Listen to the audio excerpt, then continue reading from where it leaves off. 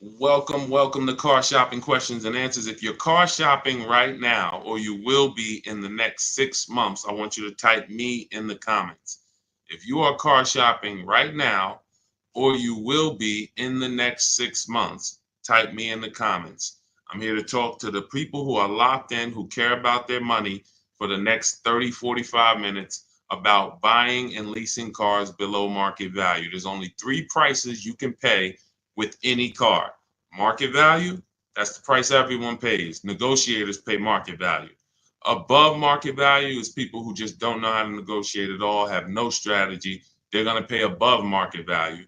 And then below market value. Below market value is reserved for the people with strategies, not negotiators. The reason we get below market deals is because we employ online strategies that are very easy to use, where we put dealers and banks against each other while we sit and relax at home. So start typing your questions. I do these live streams a couple days throughout the week to make sure you have all the answers you need to be able to buy, lease, and sell cars for the maximum money. And that's all we do here. So everything we'll be talking about is out of my new book. It's called It's called Cars from Home: 7 Steps to Saving Time, Money, and Avoiding Dealerships. It's 5-star rated, and you can get your copy for the next 30 minutes as part of my welcome offer for 75% off. It's normally $97, but if you get to my TikTok bio or my Instagram bio before 30 minutes is up, you got yours for $24. It'll be in your inbox in 2 or 3 minutes. I also have a comment on YouTube or in the Facebook comments for you to activate your 75% off. That's everything we'll be talking about today. Let's go with the first question, Dolan. Let's get the show on the road. And let's get to some unlearning and relearning. Philly Speed, the last car I bought, the dealership wanted me to use their financing instead of my pre-approval. So we always let the dealership see if they can beat the financing we have, but we also come in prepared. And now you got to be careful now, because banks are now scamming. Banks are locking people in with hard credit pull pre-approvals. So they know that the people are hip to pre-approvals. And so I want you to pay very close attention to any company, dealership included, that tries to lock you in, because that's the exact opposite of what we do. We do not let banks and dealerships lock us in, because that prevents us from shopping their competition. And the way that you save the big money, not the hundreds, if you want to save the thousands, the 3,000s, the 5,000s, the 10,000s, and more, is you're putting dealers and banks against each other. That is the name of the game, and that allows you to save more money than you've ever saved without being you could be the world's worst negotiator. You could be a horrible negotiator, and putting dealers and banks against each other is going to be how you save more money than the best negotiator in the world. So we don't do pre-approvals unless they're soft credit pull. If they're soft credit pull, we'll use the pre-approval to budget, because the only purpose of a pre-approval is to budget. Who's a homeowner? Type me if you're a homeowner. You know you got a pre-approval, or you got pre-approved for your mortgage to budget. They told you, based on your credit, based on your income, you could afford this much house, 300,000, 400,000, 600,000. They told you this is what your interest rate would be. This is what your monthly mortgage payment would be with taxes and insurance. So the only purpose for pre-approvals is budgeting. So now, when you don't, the reason why I hate bad pre-approvals, in my book I call them restricted pre-approvals, is because, one, they're going to activate the rate shopping window. Thanks, Dawn. The rate shopping window is a period of time that the credit bureaus give you to let multiple banks and lenders access your credit with a hard pull to compete. So within a 14-day period, you can have 20 banks access your credit, give you their best rate, so that you know you got the best rate because you created competition. Now, once you activate the first hard pull, the clock starts ticking. The clock starts ticking. And when you start, even see, You think this is your bank. It's not your bank. You don't own it. We don't own these banks. These are for-profit companies. Just like somebody said to me the other day at the gym, hey, I went to my car dealer and they told me this. I said, you own a car dealership? He said, oh, no, no, no. I meant the dealership that sold me the car. Okay, use those words wisely because it's not your dealership and it's not your bank. These people would not even want to know you if you weren't giving them money. So now that you actually know the truth and you're aware of what that is, let's start putting these people against each other so you can find out that these people aren't truly your friend. So the way we do it, I have a strategy I call the bank bidding war.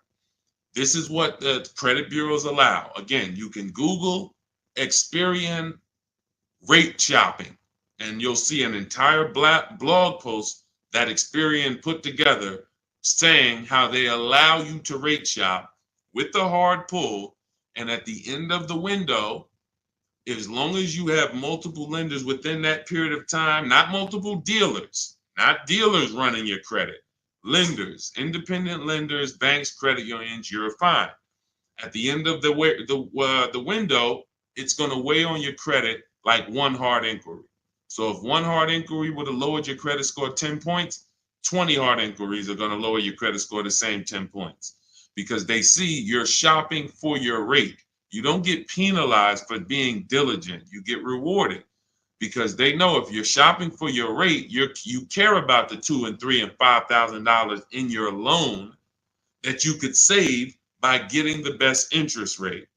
So we do this after we find our car, Philly Speed, because once we find our car, first of all, let me say this one thing. We separate who we buy our car from who we get our loan from. These two different people, because whoever wins the bid gets our loan. Whoever wins the bid gets to sell us a car. It's not the same person. It's not the same companies. What's up, Sheila? Good to see you, Sheila. So this is so once we find the dealer who's going to sell us the car, they win the bid, used car, new car.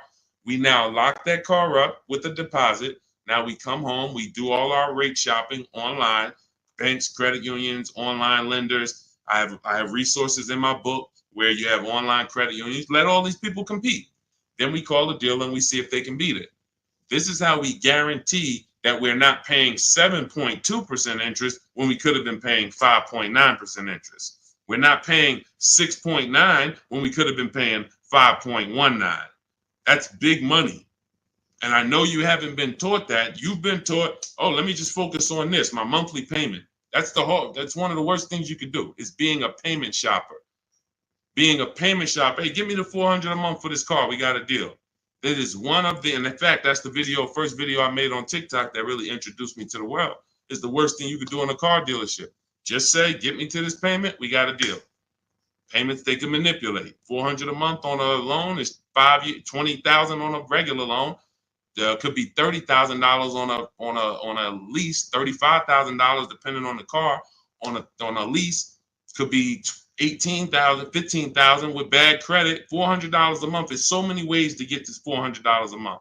So you don't want to be mixing these things. You want to separate your loan shopping from your car shopping. And it's easy when you're paying cash. Cash buyers don't make these mistakes. Cash buyers still overpay. They don't get, unless they're bidding, but they don't make the mistake of mixing their payments and thinking, wow, just because I got a good monthly payment means I got a good price on the car. Absolutely not. You could have a great monthly payment, but you paid a terrible price for the car. Two totally different things. That's why we separate them. Go ahead, Dolan. I see a lot of questions coming in. Let's go. We'll keep more coming. Let's go. You ever had bad? Okay, let's go to the next question. I don't even know what that means. I don't even know what that means. Go ahead, Dolan. Next question. Maybe there was a typo.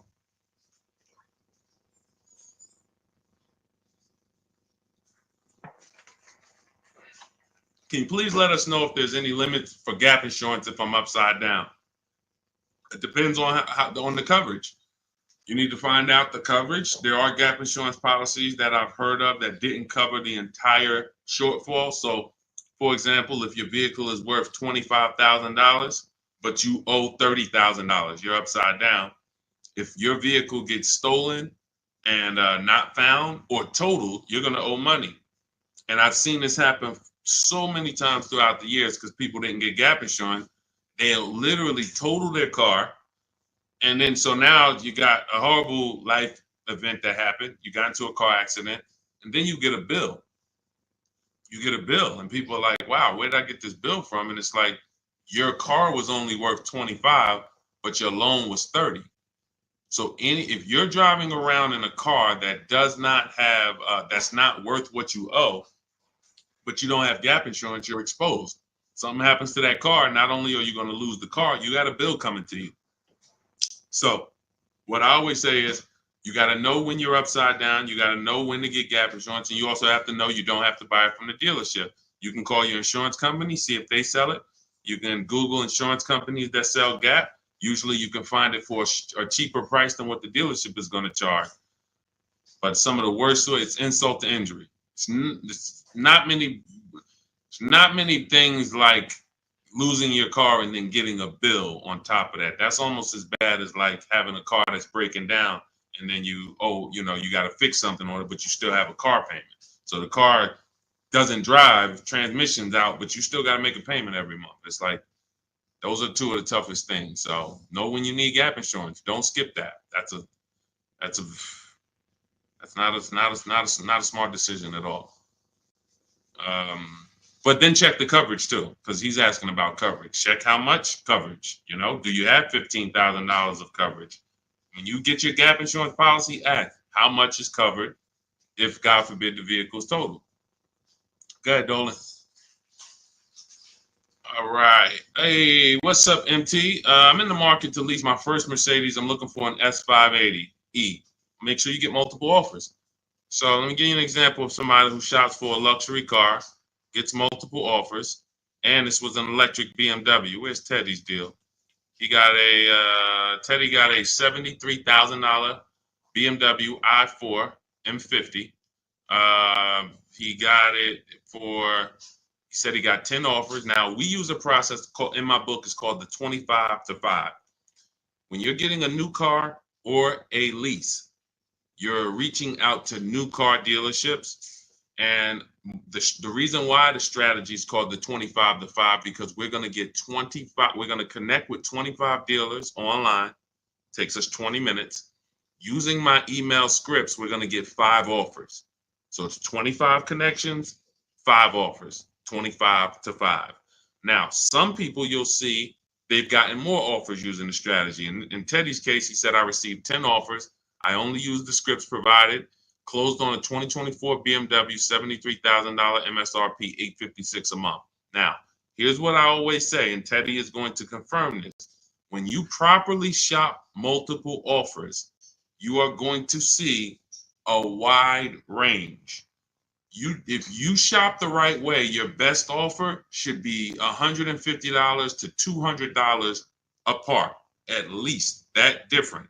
So your highest offer should be at least close to $200 apart from your best offer. And sometimes it's even more than that. So in Teddy's case, you can see the dealer's initial offer came at $937 using the counter offer calculator, which I have in my book. You get access to this calculator where we put all our offers in, and then it spits out the counter offers based on the best offer we received. He said I counted at $829. He came back at $856. That's where he closed the deal at. So $856, $73,000 vehicle. That's a 1.1% lease. The way you judge your leases is you divide the monthly payment into the total MSRP, and that gives you what the percentage is. So he got a 1.16% lease. But here's what's very important. My highest offer during this process from a different dealer was $1,123. $1,123, even after his counters.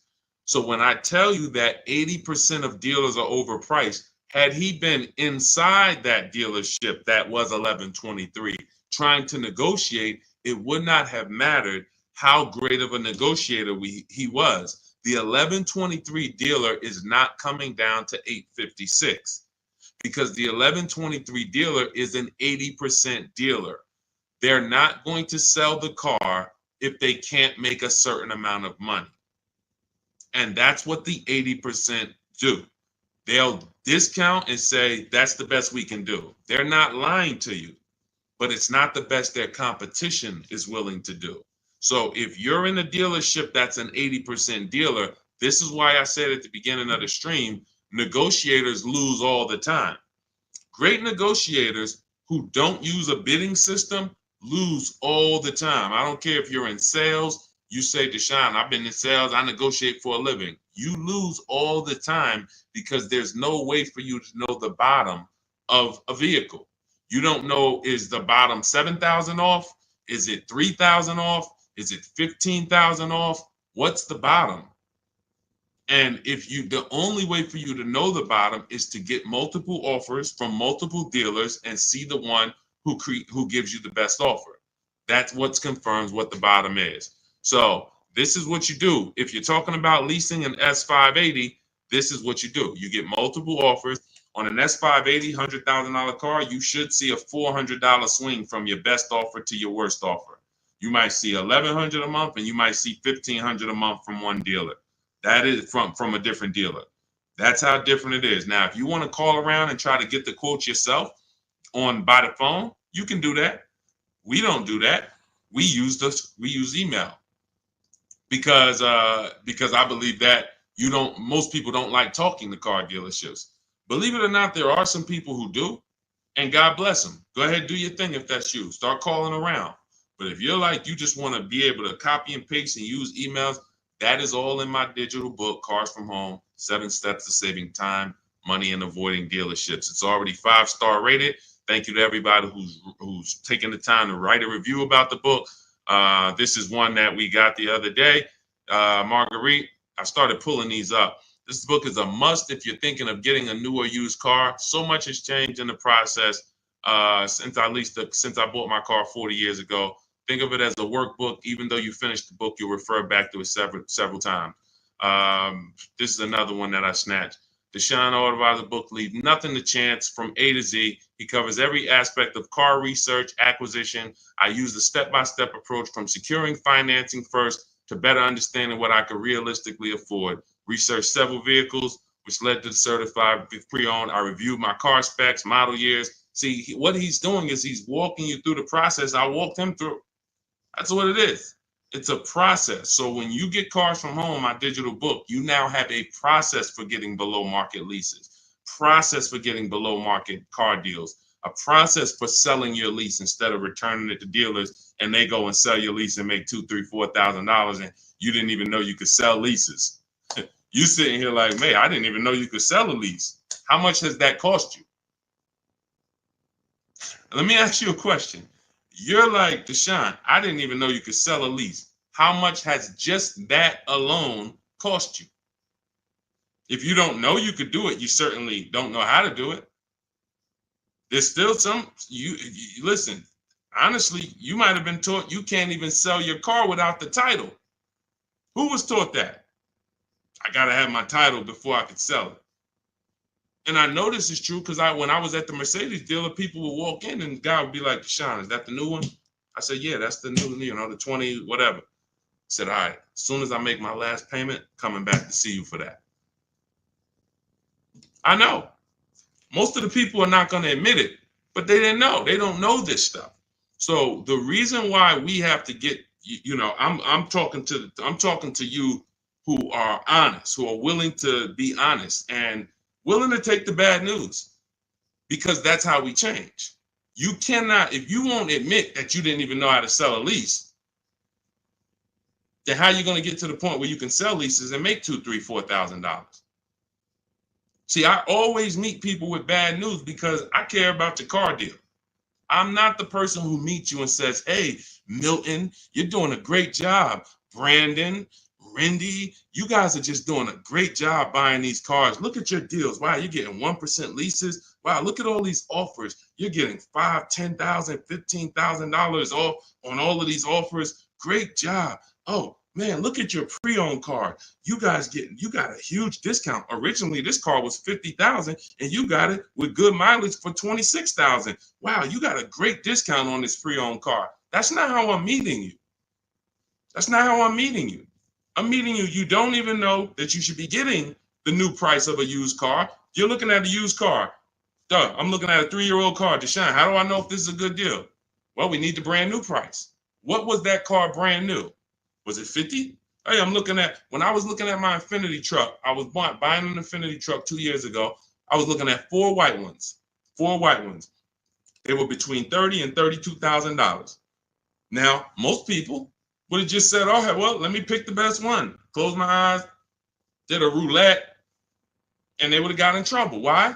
Because I know, which is what I teach you in my book and what I teach in these streams, you have to get the new price. So now I get the new price and I find out one of the vehicles brand new was 46, one was 48, one was 52, and one was 54. Brand new. So all of those cars, when they were 30 to 32, they look similar. Oh, they look so close in price. But once I understand that, oh, this one's 46. That one has $8,000 more equipment in it. The price became far. It became clear what value was the best. Somebody would have picked the $46,000 car and said, oh, well, that one they were asking the lowest price. Meanwhile, for $1,500 more, you could have got $8,000 more equipment. This is value. So these are the things when I meet you, this is how I come. Deshone, I know I made a lot of mistakes. I'm willing to hear the bad news so I can get to the good news, so I can stop making these mistakes. That's all we're here for. And if you could take that, then we're going to be fine. You're going to be just fine. I can help anyone get below market deals who's willing to unlearn. That's it. If you're willing to unlearn, you're good all day. Okay, so that's what you do, MT. Get bids, multiple bids. You need to get at least 5 bids for that Mercedes before you make a decision. Once you get the 5 bids, you'll have a clear winner. That's who you do business with. Go ahead, Dolan. And matter of fact, let me show this Mercedes discount too. Just so you know, MT, we just had somebody who got a Mercedes. And just so you know how much money is in there, you got to zoom in on this. But this was a $79,000 Mercedes electric one, just like the one you're talking about getting, except this is an EQE. And Milligan got $27,000 off. That's 20. Let me put that back on the screen. If you're on Instagram, if you're on YouTube, you can see this. $27,000 off. So I don't want you going in there thinking that, hey, if I could get $5,000 off, that sounds like a deal to me. Well, unless you get multiple offers, or you could leave a lot of money on the table, you'll end up overpaying by like $15,000, $20,000 and never know it. Go ahead, Dolan, shoot that next one up. All right, welcome to the new people who just jumped on. This is Car Shopping Questions and Answers. We're doing rapid fire Q&A. Any car question, throw it up, type it up. Dolan will pull it into the screen. And shout out to the people who have liked the broadcast. Hit that like button. It means a lot. You make sure you run once you do that, you let the algorithm know we're talking big money over here. All right, ID Corals. What's the most discount seeing on a RAV4 Premium? You're feeling for the bottom. That's a losing strategy. So when I look at a vehicle like Tiffany's vehicle, Tiffany, look, she gets a Mazda 2024 CX-90. Her best offer from all of her bids was $6,530 off. At the time last year, Eddie got a Toyota 2023 hybrid Camry. Those were hot. His best offer at the time was $2,086 under MSRP. That was a time when people were still charging over MSRP for some of these hybrids and some of these Camrys. So you don't know what your offer is going to be. I wish I could tell you that, hey, a Jeep Grand Cherokee, if you get $7,000 off, that's the bottom. A BMW X5, if you get $6,000 off, that's the bottom. No one knows. And frankly, there's never going to be a way to know. The only way that you possibly could know is if you're in our network and you see people who make a deal. I'll give you an example. If I see Ansley picks up his QX, his Infinity QX 60. I see Ansley, let's see, he picks up his Infinity QX 60, $58,000 vehicle. He gets it for $554, no money down. He leased it. $554, no money down on his lease. That's a under 1% lease, if you're not aware of how leases are judged. Savvy people all know about the 1% rule. So if your lease payment is 1% or less than the MSRP, you stole a vehicle. So this is a 1% lease, no money down. That's the only way we can judge a 1% lease, not with money down. So when I look at the discount on this, he probably got $7,000-8,000 off that Infiniti. He might have got you can't get that type of payment without getting huge amounts off and huge rebates. But he did not know that he was going to get that type of payment on his Infiniti. He did not know that he was going to get that type of payment. He went in, he shopped the market using our strategies. And just so you know, once you know how to do this, it only takes you 90 minutes to shop the market. When you see these people, look at Ansley's last sentence. Started the process Saturday, accepted a deal Monday. This doesn't take you, I'm not ever going to spend more than 2 hours car shopping to get a deal. Never. 90 minutes tops, I'm going to get a below market deal on anything. So when you look at the process of using a computer, this is what they're made for. See, the problem is you're just not using computers. You're not using the internet. You use the internet for Amazon, don't you? Don't you use the internet to shop competitively from Amazon, to go on websites when you need to buy something big? You're going to the internet. But when you need to buy something like a car, you're going to the dealership, not the internet. When every dealership in America has a website that you could be reaching out to them and making them compete. But no one knows what the below market deal is going to be, Cora. It's just ID corals. There's no way to know. We have people who, you saw Milligan, her below market deal was $27,000. It depends on the vehicle. That was an electric Mercedes. Sean's below market deal on a F-150 Lightning that he got was $20,000 off. Where's his deal? Look, Kimberly, she got a Maserati. That particular Maserati, the below market deal was $20,000 off. But as I said, Sean, $20,000 off. But Tiffany was $6,500 off. So when you see on the Mazda, so it's different for every vehicle. You have to understand that. And there's no way for you guys to know that. Unless you're in our group and then you see somebody get a car that you want and you're like, wow, if he just got 20 and he did that work, then I know the below market deal is 20. Let me go get it. But you still got to send your offers out. But there's no way to know. And when you try to guess, you get in trouble. That's what negotiators do. That's what negotiators do. They'd be like, all right, I feel like I got 7,000 off this. I think I did good. What if you could have got 12? What if you could have got 17? You're not doing good. All right, go ahead, Dolan. Absolutely applies to used cars. Our system in my book, somebody said, does this apply to used cars? Our system in my book is below market used cars, below market leases, and below market new car purchases. We also have the bank bidding war where we make banks and credit unions bid for our business instead of going and begging one bank to give us a loan. So we also sell leases and sell. So we run pretty much an organized bidding system for car buying and leasing. That's what we do. In a nutshell, what separates Cars from Home from any other channel? What separates my teachings from anyone else? We have an organized system for making people bid for our business. We send them through a round robin. That's how we have grandmothers who save more money than the best negotiator. It's just that simple. Rosalie. Rosalie's deal is insane. Look at Rosalie. And I wish some of you, I know some of you have these cars.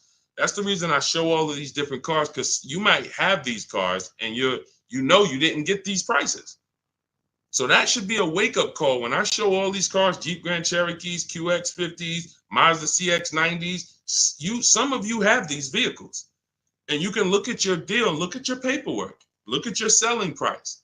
Look, do you see any rebates included? Look at your price and be like, you'll see, man, I didn't get these prices. She got a 2024 Infiniti QX60, $59,000 vehicle. Look, her payment is $592 a month.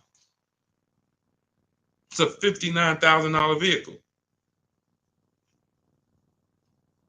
Some of you lease this vehicle, you put down $5,000 and your payment's $500 a month. She put down nothing.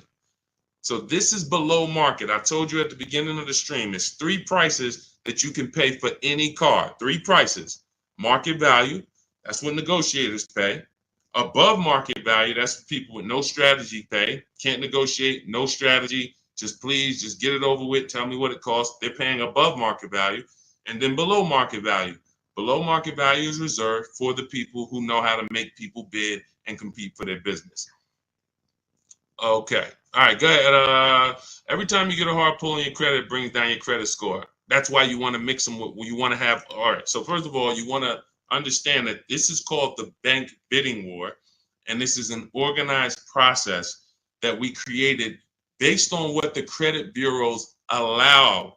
The credit bureaus allow you to have multiple banks and lenders access your credit within a certain period of time, and it will show as one hard inquiry on your score. You'll see the inquiries, but the score, where one inquiry might drop your score 10 points, you could have 20 inquiries, but it's still going to be the same 10 points. And you can Google very simply, go to Google, type in Experian, which is a credit bureau, rate shopping. And you'll see the article that Experian themselves wrote telling you how you can rate shop. Banks don't want you to know this. Dealerships don't want you to know this, but we do this. So this isn't something that's new to us. It may be brand new to you, but think about that. If you are letting a lender lock you in to one offer, that means you're not shopping your interest rate. If you're going to Navy Federal because you're so gung-ho and super chummy with Navy Federal, but you're not letting anyone else compete against them, then you're not getting the best interest rate you could be getting. You certainly don't know it. You think because, oh, Navy Federal, they're my credit union, they would never charge me a higher interest rate than someone else would. Who said that? Their goal is to make money. So we use a strategy that is allowed by the banks, by the credit union, by the credit bureaus, and most people don't know about it. That's fine. Most people don't know anything about what I'm talking about. So everything that we're talking about here, most people don't know about selling leases. Most people don't know about getting bids for their cars instead of trading. Most people don't know about sitting online and contacting 20 dealers to get a lease quote using online scripts, emailing only to get 5 offers. Most people don't know about anything we're talking about. Leasing, and how leasing saves you way more money than buying unless you keep your cars 8 years. If you keep your cars 8 years, then leasing doesn't save you more than buying. But if you don't keep your cars 8 years, leasing, getting below market lease deals like some of the ones you see that I've shown you, saves you way more, thousands more than buying. Most people don't know any of this. So it's not about that. It's about, will you know it, Dawn? I don't care about what most people know. I care about the people who are like, look, I want to know this. I want to know how to make sure I shop for my interest rate and don't let the dealer shop for it for me, or don't just let one bank give me their offer. No, it's too much money. You know the difference between, and I want to pull this up, the difference in interest between on a $40,000 loan, $40K loan, what's the difference in interest from, let's say, 5.9 to 7.9%? Because we're so busy talking about the money on the car, but we totally overlook the money in the loan. And we don't. So when in my process, those of you who have my book, you know the bank bidding war. You know we're taking shopping at home for our loan just as serious as we're taking getting the best price for our car. So look, on a loan period, 5-year loan, interest paid on a 5.9%, 5.9%, hold on, interest paid at 5.9 is 15.8, difference is 4,000, positive comparison, and interest cost $40,000 loan over 3 years and 5 years. $11,000 in interest? That can't be right. Interest paid is that can't be right. Hold on.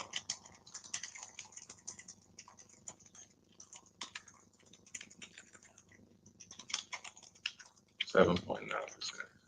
How much interest is paid on a 5-year loan? 7.9%. Could be over $15,000. That's impossible. 7.9 is that's impossible. Hold on. Now I gotta figure this out. I know it's a big difference. I know it's thousands different, but on a $40,000 loan, hold on. Wow.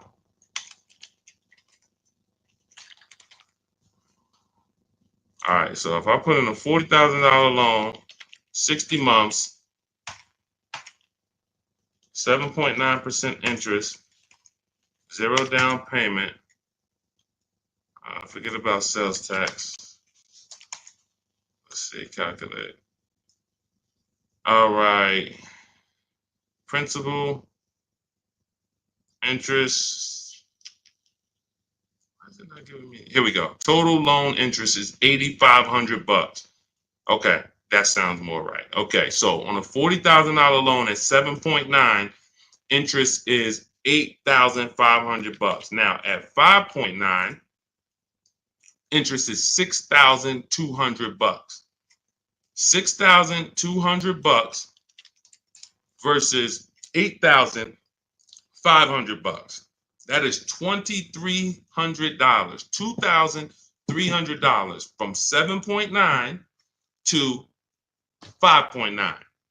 So when Navy Federal gives you a 7.9% rate and you're just like, oh, well, I guess I'll just take it. That's my credit union. And you're not shopping them.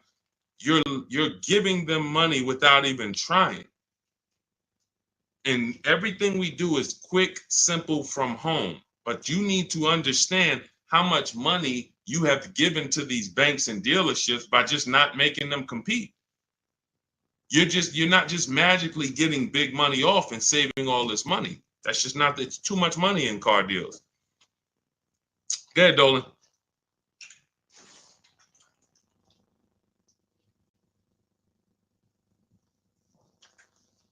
See, I see a lot in a lot of these questions. What I'm seeing is people trying to feel for the bottom.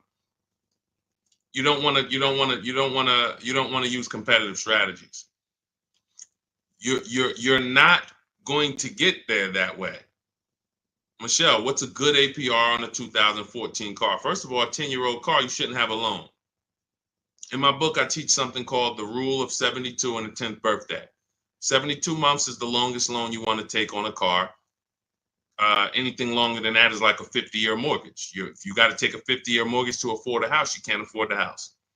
So why is the 10th birthday there? Well, that's because we should have the car paid off by the 10th birthday. In true affordability, you can do this. If you can truly afford a car, you can do this. You can get a car on a 6-year loan that has a payment that you can pay off by the time the car turns 10. You know who can do this? People who are buying cars they can't afford. People who want to get the Dodge Hellcat or the Dodge Demon and they can't afford the $70,000. So they're going to get one that's a 2017 with 90,000 miles on it, and they're going to pay 15 for it, 15,000. But the car is crap. Car's crap, 18,000, 20,000, but it's crap. Cars hasn't been taken care of, and they're going to take out a 6-year loan on it. So they're going to take out a 6-year loan on a car that is already old with high mileage. I've seen this. I call this the repo recipe. Some of you may have seen the video that I made on the repo recipe. The repo recipe created the rule of 72 and the 10th birthday, where I started looking and saying, by far, the amount of people I see losing cars to repossessions are people with loans on older cars. They own loans on older cars that instead of getting a nice, smaller, maybe less socially impressive used car, they want to get something that looks better, has more amenities to them, as more in a class of luxury. all right, Deshone, I could get this 2015 BMW. It's it has 90,000 miles on it. They only asking 14 grand. It's a horrible decision unless you can pay cash, because all you're doing is investing in a car for 5-6 years with payments that is already due for repairs. At 10 years old, the car you're asking about, Michelle, is already due for repairs. This is the age of the car. This is the age of the life cycle of the car where repairs should be normal. 10 years old, the car should be paid off. And every 2 years, you go to your mechanic. Hey, what does it need? They say, okay, hey, you got to put 1,000 into it. You got to put 800 into it. No problem. Here you go. Let me keep my car running. That's the age of repairs. But when you're starting a fresh loan on a car that is in the age of repairs, this is what I call the setup for the repo recipe, because you're going to now get this payment, $400 a month, $300 a month, $500 a month, whatever it is, and you now have a surprise. Hey, car's breaking down. Hey, what's this light flashing on my dashboard? Hey, what's this going on? What's this sound I'm hearing in the back? That's because you bought a car that is in the age of repair and you just bought it like it wasn't. See, if you drop cash on it, 15 grand, I don't got no problem with that. Because now you're going to say, all right, Deshone, I bought an older car, paid it off, but I'm going to put some money to the side just in case things go wrong. Perfect. But when you're making your car payment and you're paying your insurance and you're putting gas in the car and you have to do an oil change, and then something breaks and it costs you $2,000, you're gonna see the repo recipe, because you're gonna be like, wow. And God forbid something major happens, like the transmission goes, or a head gasket goes, or the engine goes. Oh, forget it. Now you're sitting there with a $400 payment on a 10-year-old car that literally you still owe $16,000 on, and it doesn't even drive. You need an engine. Happens all the time. I've been seeing it happen since 2006 when I got in the car business. And what's the reason? Older cars, long loans. Let's get these older cars, instead of being frugal and saying, all right, I could afford $300 a month. Let me go get an inexpensive, smaller used car that I can get something that's 5 or 6 years old, where it'll take care of me. It's not going to have all the bells and whistles because I don't have the budget for that, but it is going to be dependable. It is going to get me from point A to point B. It will allow me, it won't surprise me. I'm not going to come out one day to go to work and the car is broken down on me. Now I'm calling out of work and I got to call a tow truck and all of this stuff you're going to have with this 2014. So these are the things that I speak to my family about, to my friends when I was in the car business. These are the things that I would speak to people about, Michelle. A loan on a 2014 is a horrible idea. I can't even tell you what a good APR would be, but if you had said what's a good APR on a 2020, I can tell you we need to bid that out. We don't know what a good APR is. Is it 5? Is it 4.9? Do they have a special interest rate, 1.9? What's the best we're going to get? We're going to put it through a bank bidding war process, and we'll see. That's it. But a 2014, that's just too old of a car to have a loan on. Go ahead, Dolan. Everything I'm teaching is inside my new digital book. If you want the entire blueprint of everything that people like Pierre have used, people like Zafrina have used to get these below market deals, Teddy, people like Jared, look, Greg, some of you know Greg, he got his EV6 Kia, $56,000 vehicle, $527 a month. Everything that these guys have used and girls have used to get these below market deals is in my new digital book. And you can have it for 75% off. That's my welcome offer, but it's only for 30 minutes. After 30 minutes, it goes back up to $97. So if you want yours for $24, head to my TikTok bio now or my Instagram bio, click the website link there, and then click the button that says 75% off new book. Get there before the timer so you can get your $24 book instead of a $97 book, even though it's worth it at $97. And if you're on YouTube, I have a comment for you, a link for you in the chat, and then I have a link for you guys on Facebook.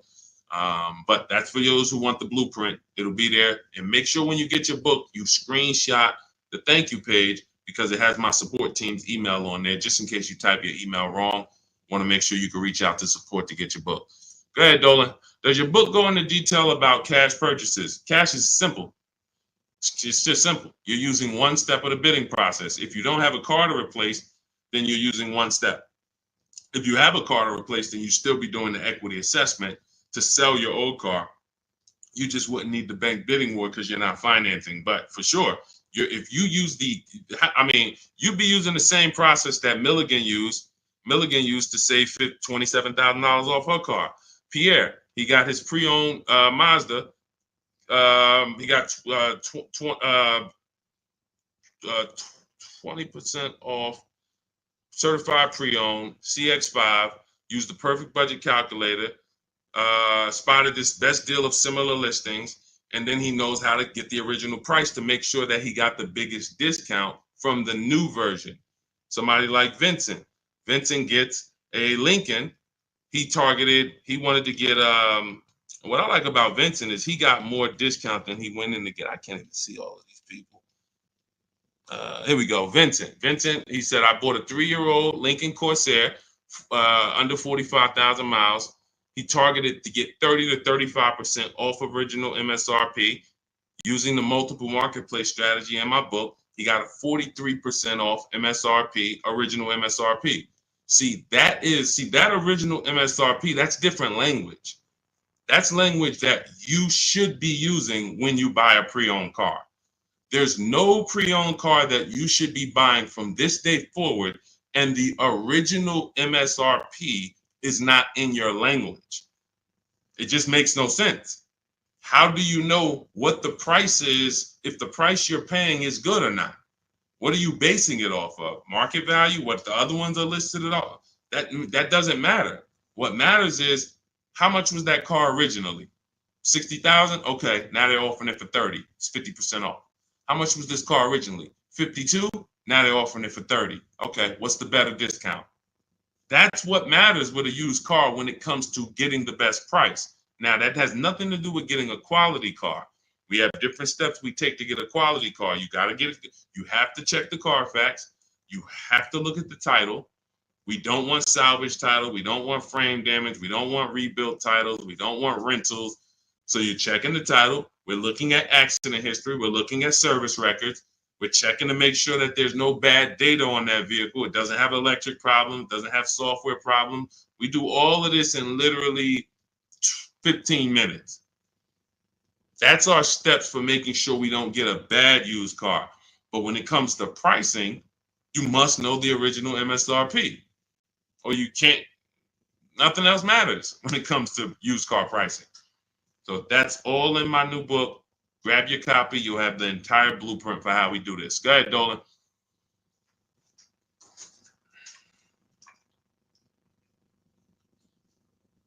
What do you do if your loan is upside down and you want to lease? Transfer it over. In my book, we have 2 ways to get out of a negative equity. There's 3 options with negative equity. 2 lead to a car, 1 does not. So just so you understand the severity of negative equity I call the bad credit for people with good credit. Because when I was at the dealership, people walk into Mercedes, and if they left with they could have an 800 score. If they had too much negative equity, they were not leaving with the car.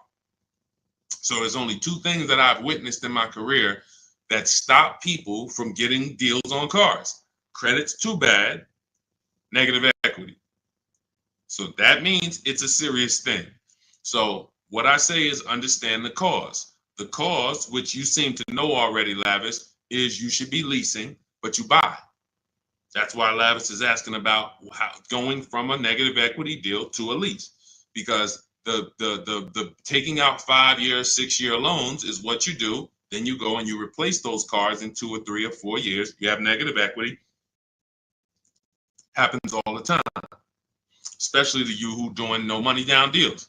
And to those of you who are putting down like 5, 10 grand, you don't have any negative equity, but you're losing that money. You're not getting that money back. You put down 5 grand, 10 grand on a car, then you come to trade it in 5 years, and you come to trade it in 3 years. You're not getting that 5, 10 grand back. You don't because it's just the car depreciates too much. So you're just throwing money at these cars that is not coming back to you.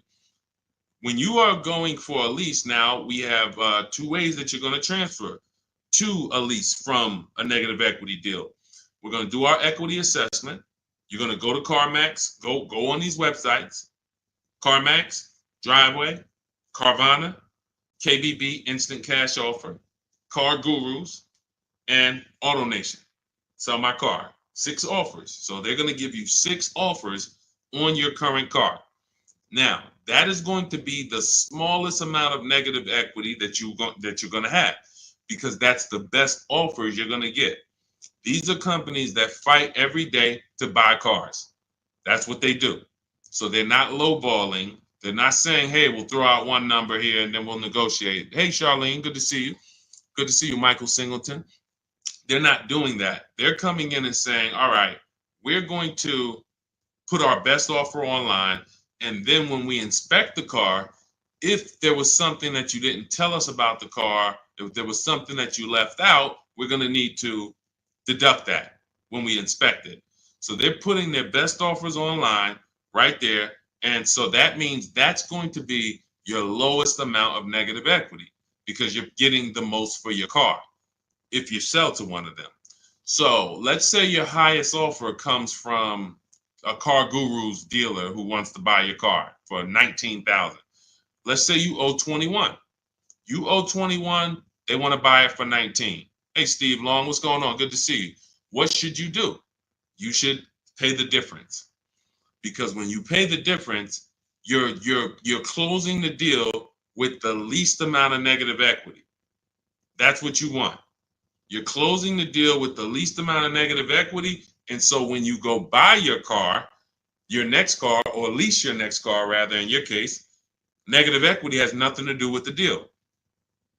So that's what you would prefer to do. Pay the difference and then go out and get bids for your lease and then do a clean deal. But now let's say, they offer you 19 and you owe 29. So you are now $10,000 upside down. You can't pay the difference. I don't have 10 grand to pay the difference. Okay. Now what you have to do is you have to transfer that negative equity to your next deal, which means you have to trade your car in. And we don't trade. We don't like trading because you can't get bids. What's up, Dion? Good to see you. You can't get bids.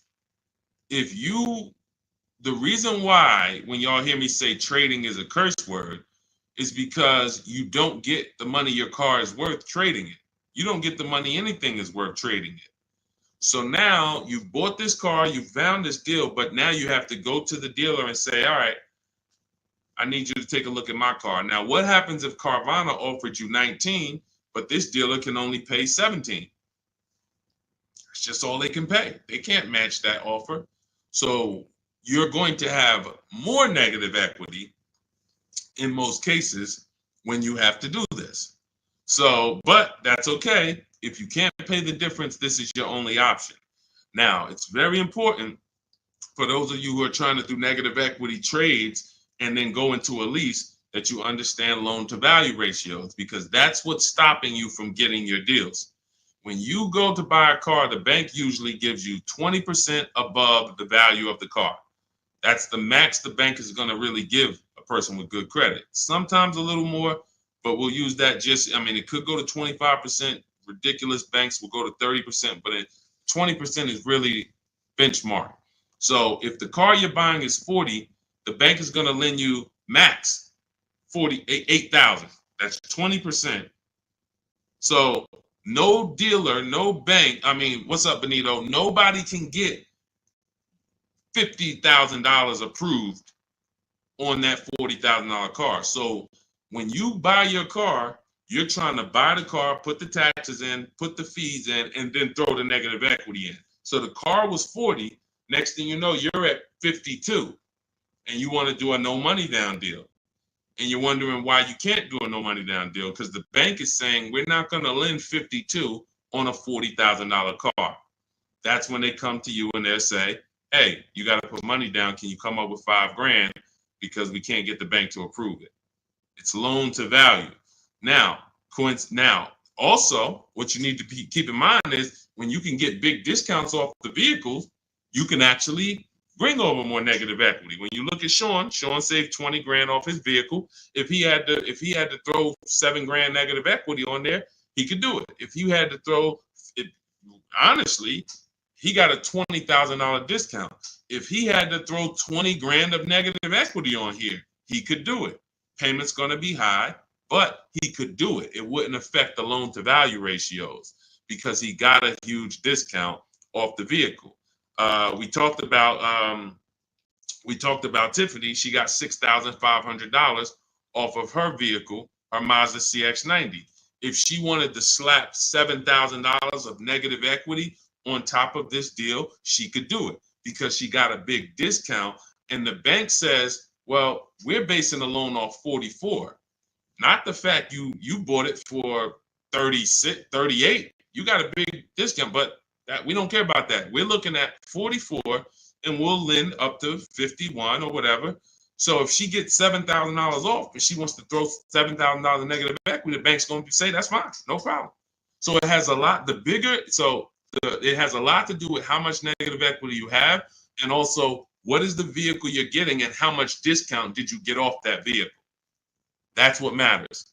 So make sure you understand what's causing negative equity, which is for you. So because, like I said, Lavish seems to understand she's going into a lease, but the cause for negative equity is buying cars when you should be leasing. Very simple.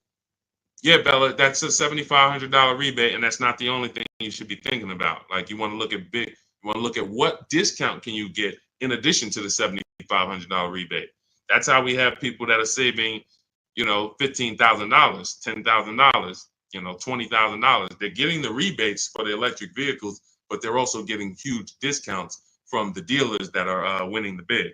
Go ahead, Dolan, shoot the next one out.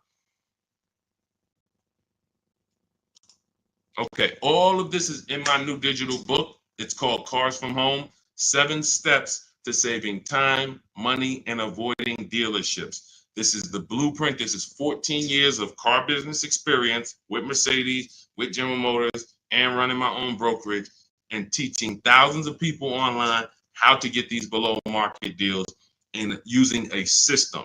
We don't wing it. It's not an accident. It's not like, oh, I hope this works. This is a particular set of things you do online to make dealers and banks bid, and success is guaranteed. If you trust my process and forget about your old way of no process, you will be fine. The success is guaranteed. So as part of my welcome offer, you can get the book for 75% off. It's normally $97 because it's worth every penny. I didn't want to price the book like it was a regular book because it's not. So it's normally $97, but for 30 minutes, you can get your copy for 75% off as long as you get to my TikTok bio, click the picture of me before 30 minutes is up. The welcome offer is only 30 minutes, then the price goes back up to $97. So you can go to my TikTok bio, go to my Instagram bio, click the website. You can go to the comment section on YouTube or the comment section on Facebook. Click the link and get your 75% off. But make sure when you get your book, you screenshot the thank you page, because it has the link right there to open the book. And then I also email you a copy, but sometimes you'll type your email in incorrectly and we can't email it. So you'll have my support team's email just in case. Is Capital One a good option to finance a car? We get bids. We spent a lot of time. You must have just jumped on, Jen. We get bids. There is no bank that is giving you the lowest rate. If a bank always gave you the lowest rate, they would be out of business. So when we consider what lenders, why do you think there's people in the money business?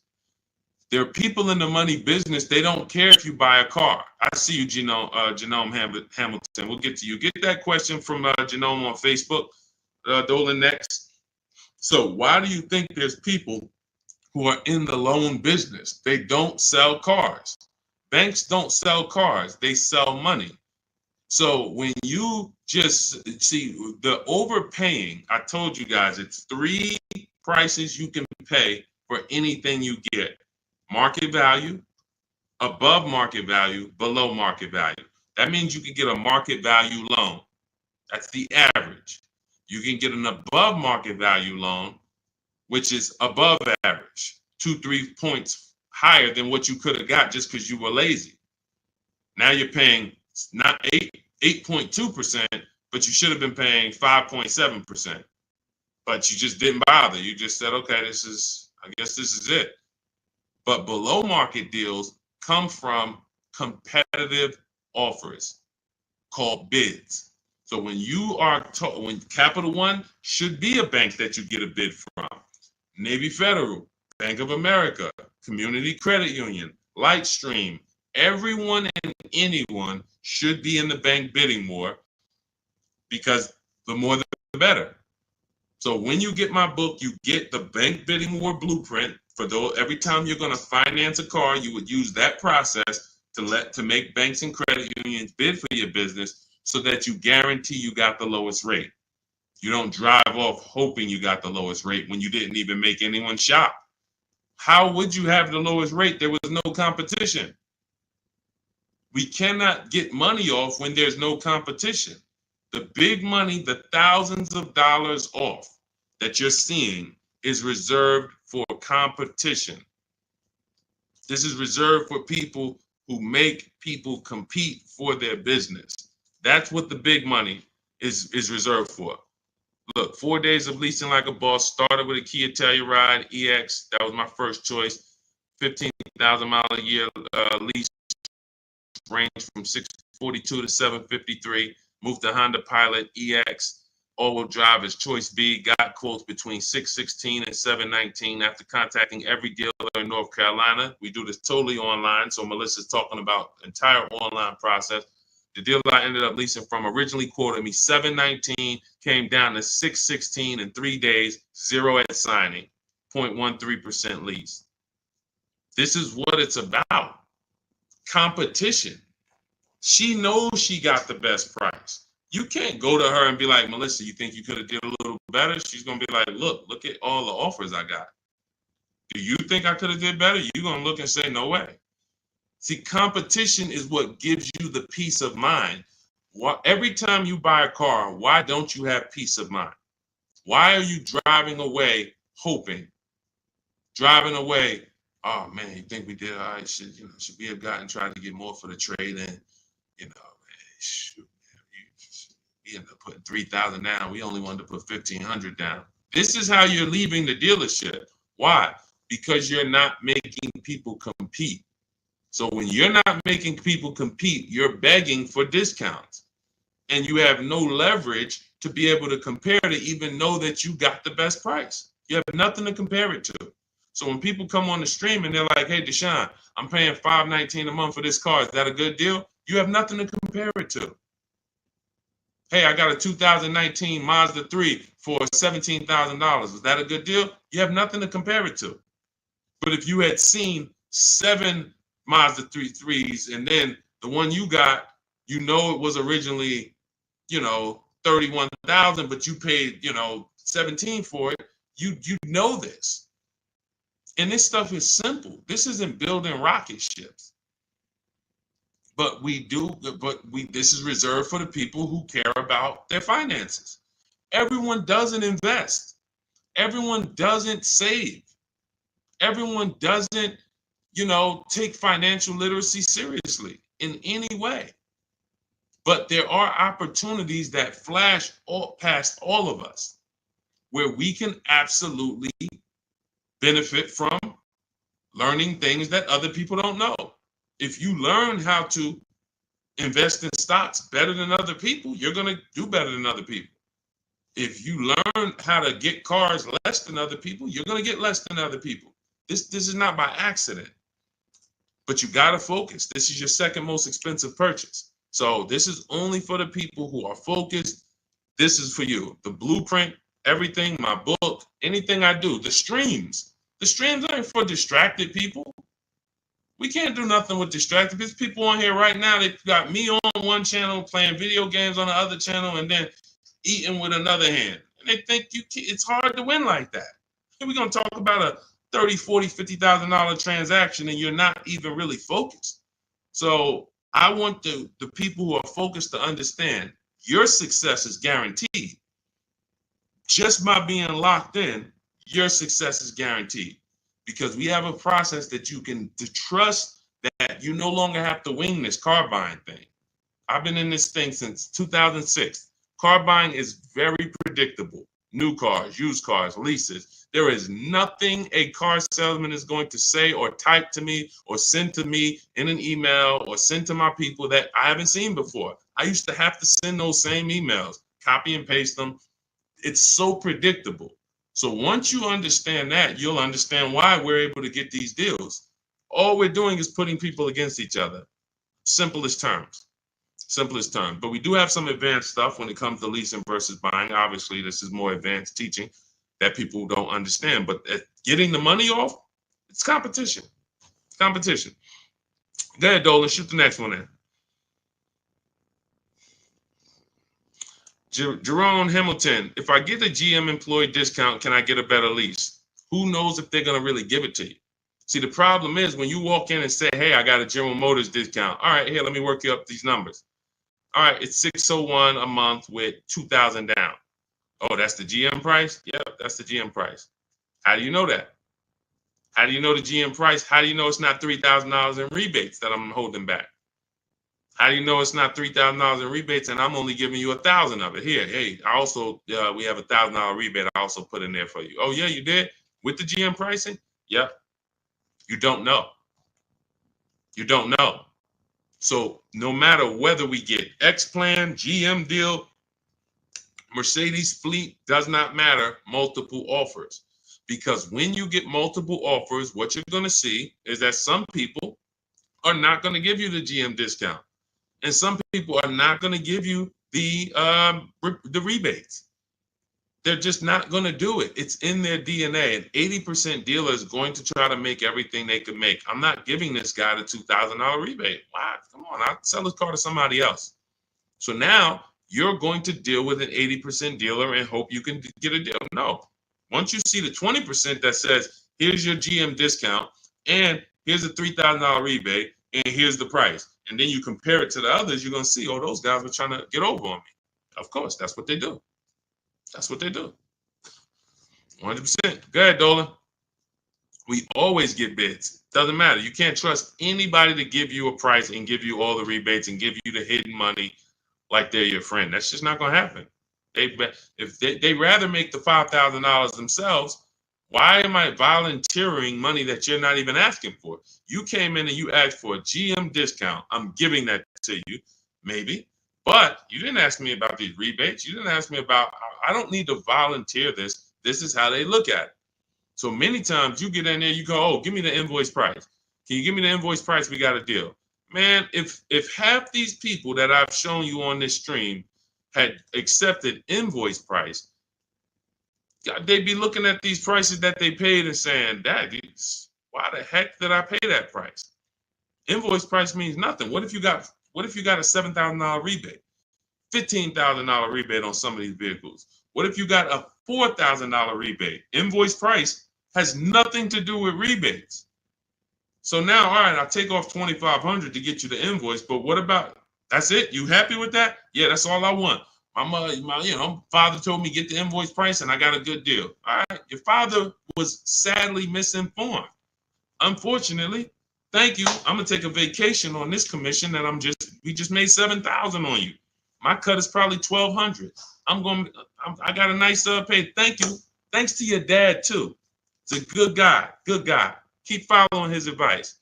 This is how it goes. Unfortunately, these people are not your friends. And as a former car salesman, I keep it straight. I keep it straight because unfortunately, most people on here, you just I'm going to my car dealer. These people are not your friends. You invite Charlie over to barbecues.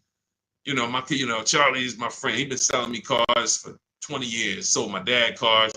Once you start making him compete, next time you buy a car, lease a car, say, hey, Charlie, look, I'm going to get a number from you, but I'm also going to get numbers from a couple other dealers. Hey, what you mean? Watch Charlie get mad. Watch Charlie get mad. What you mean? What, you don't trust me? I've been doing business with you for 20, 30 years. Yeah, but I want you to actually, I just want to, this guy Deshone told me I need to shop around, always make sure, because it's a lot of money I could be leaving on the table. Oh, man, come on, man. See, that's a person that never wanted to compete. He would rather come to your barbecues, be friends with you so that you don't make him compete. Because the minute you start making dealers compete, you're going to see how much money you've been losing. That's the only way. It's the only way. You start making these dealers compete, you're going to see, dang, I've been overpaying. Some people right now getting phone calls right now. Hey, come on in. We're going to upgrade your lease. Good news. We're going to keep your payment around the same price. Who's getting these phone calls? Who's getting these phone calls? Good news. I can get you out of your lease right now and get you into a new lease about the same payment. Who's getting those phone calls? Who's getting those phone calls? I ain't been on since 5 a.m., KD. Chill out, bro. Chill out. Who's getting those phone calls? Right? Hey, come on in. I could get good news. I could get you in the brand new 2025. You don't even have to you don't even have to put no money down. Come on in, right? All of that, right? Everybody's getting those calls. Why? Because 2022 and 2021, they overcharged you and your payment is so high, even though deals are a whole lot better. They were better back then, but they put you in a high deal back then. Now what they're trying to do is keep you in that high deal, hoping you're used to it. And they want you to think that's normal. They want you to think, hey, Mr. Hayes, yes, you've been paying $750 a month since 2022. Good news. The market is all bad. The market's bad, right? Oh, yeah, I'm hearing that. Thank you. Thank you. I'm glad you're aware. Now, see, you say stuff, you don't even realize you say stuff that helps them make more money. That's why we don't talk in my system. There's no talking. But when you say, a lot of my friends been saying, man, these prices been high. I don't even know if they ever gonna come down. Yes, thank you. You're right. You're so right. We say the same thing in here every day, Mr. Hayes. But the good news is this. I can actually get you in a new vehicle and keep your payment around the same price as your old 2022. Oh, yeah, you can do that? Yeah. Man, well, I really like to come down. Yeah, but listen, things have not, interest rates are high, right? Have you been following interest rates? Yeah, I have been seeing that they're high and they've been high for a minute. Yeah, so that's all affecting the prices we can offer now. But, normally your price will go up by about $120. Normally you go into the 2025, but, I see you bought a car in the past and I was able to pull some strings, work with my manager, and we can get you on a new one, keep your price around the same. Okay, all right. When can I see it? Come on down. When can it come down? That price should be dropping from $750 to like $520 because the market is entirely different. There's been great deals out here since the daggone pandemic. It's been great deals. During the pandemic, we helped Bonita. Bonita got her Telluride. She got it for $600 a month during the pandemic. That's why I always show her deals. $600 a month. People are leasing these for $800 a month, $900 a month during the pandemic. This was 2022 when people were leaving out of the dealerships with axes in their heads. Couldn't believe how high they were paying. She believed $600 a month, her dream vehicle. So these deals have been out here. Look, Greg made this deal. Look, we've been making deals, below market deals. Look at Danielle. $44,000 vehicle, $550 a month, no money down. Charles, Palisade, $48,000 vehicle, $597 a month. Hyundai Palisade, top 5 SUVs in the market the last 3 years. So the people who tell you there's no deals, they don't know how to get them. So yes, when you go into, when you don't have strategy, I told y'all, I've said it, I think 3 times, maybe 4 on this stream. There's only 3 prices you can pay. Market value, that's what all the negotiators are going to pay. They think they did well. All they did is pay the average price of a negotiator. Now you got above market value. That's for the people who can't negotiate. You don't like negotiating. You're not good at it. You just close your eyes and hope that it works out for you. You're paying above market value. And then below market value, which is what you see these people pay because they're not negotiators. They make people bid. And when you make people bid, You don't have to be a negotiator. If someone comes in to fix, you want to get your kitchen redone, and they tell you, okay, it's going to be $50,000. Yeah, hey, is that your best price? All right, yeah, all right, because I'm going to have 3 or 4 other people come in and get a number too. Okay, well, I might be able to get you from like 50 down to like 45. Okay, it's all right. I'm going to have another person come. Another person says, I could do it for 41. Another person says, I could do it for 60. Okay, another person, I could do it for 42. Now you're creating competition, and all of them you tell, hey, I'm getting multiple bids, and they're going to give you their best offer. Doesn't mean they're going to win, but when they know you are getting other prices, they're going to give you their best offer. And that's what I tell you. When people say that's our best offer, Mr. Nunn, that's my best offer, Mr. Henderson, they're not lying to you. That's their best offer. They're not going any lower because they want to make a lot of money.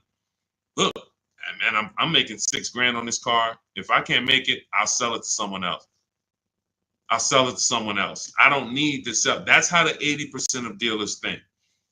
You expect the incentive to get a lot better the next few months, especially Ram. What are the incentives now?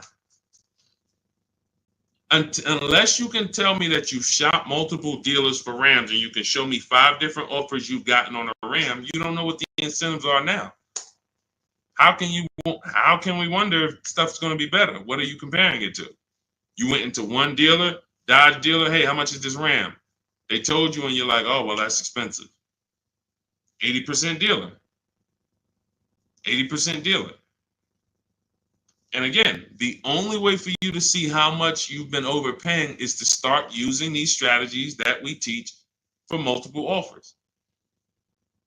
And I know, sometimes it's hard to face that. Sometimes you would rather not see how much you've been losing. And that's understandable. It doesn't make financial sense, but it's an emotional decision that's understandable. I don't want to know, Deshone. I would rather keep shopping the way I've been shopping and save no money or the same money rather than shop the new way and then see that the old way was costing me tens of thousands of dollars. That doesn't make financial sense. But the people when you ask, are the incentives good? You got to know what the incentives are now. That means we run the market. When I was shopping for my mother a couple years ago, I ran all the offers on a Mazda CX-5 for her in October. I didn't like the deals. I didn't like the lease offers. I contacted them again in November, emailed them all again. Hey, what do we look like in November? Didn't like the deals. Emailed them one more time in December. Or one of the dealers actually reached back out to me and said, hey, I got this car coming in. We did the deal in December. That is keeping track of incentives. That's monitoring programs. If I shop the Ram right now, it'll take me no more than 60 minutes to get literally 5 to 7 offers on Ram. Using my system, the 25 to 5 strategy in my book, I go into the book, I literally use my scripts, and in 60 minutes, 90 minutes, I'll have 5, 7 offers on Rams. That's just how it works. So now I'm able to look and see, all right, what type of discounts are they offering? What are the incentives? What are the programs? Do I like them? Do I not? All right, let me check back let me check back next month. Let me see if there's any new incentives. So that's the way it works. That's the way you move the market. We have to be able to monitor what the deals are. But I see, unfortunately, there's a lot of you who you want to try to fill for the bottom. That's just what you've been trained to do. It's a losing strategy. I would love for you, if I was still at the dealership, I'd love for you to come and try to fill for the bottom. Especially if I work for a manufacturer where we got rebates a lot. Come on in, fill for the bottom. $3,000 off is a good discount. When's the last time you got $3,000 off a vehicle? I just think, I think I might be able to get more. Okay, listen, we settle at 5.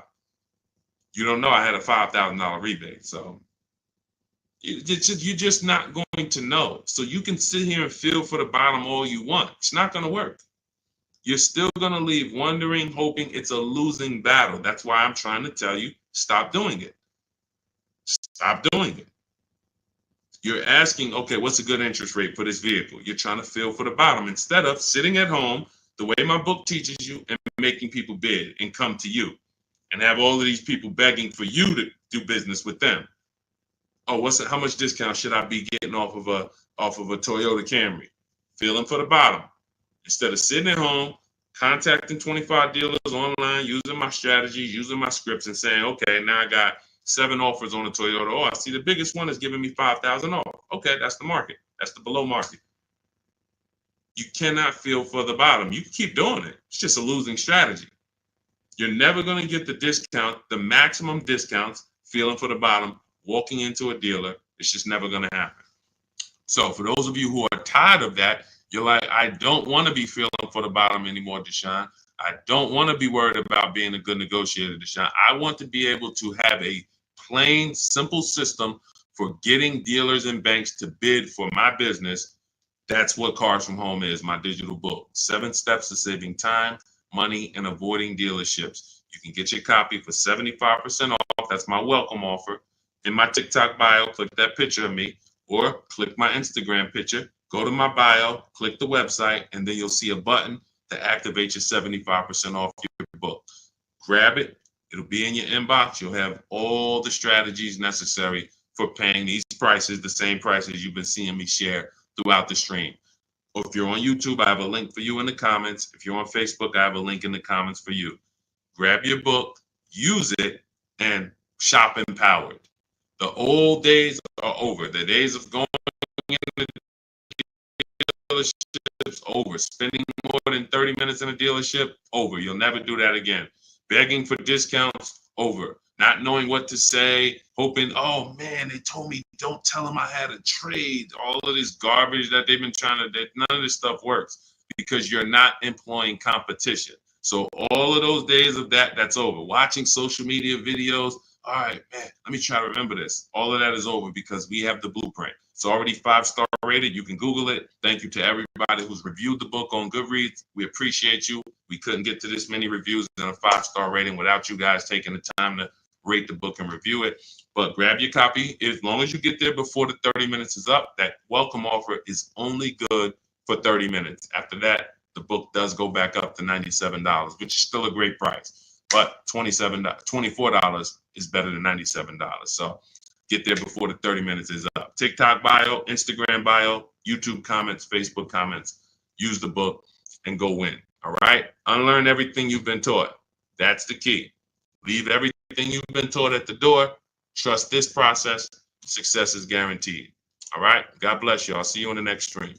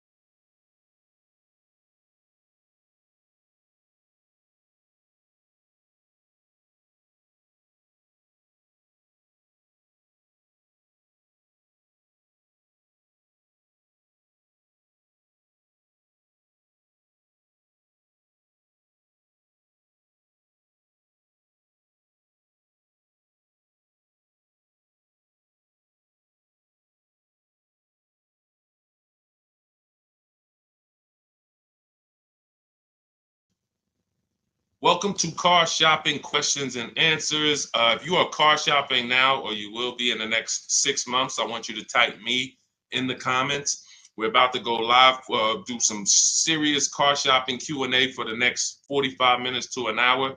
So you can start typing your questions, as many questions as I can get to in an hour. We'll get through them. And what you often will see, that someone else is going to ask the same question you have. So a lot of times you'll actually, even if you can't get your question into the stream, because usually by the time we get 20, 30 minutes in, we got lots of questions and we don't always get to them all.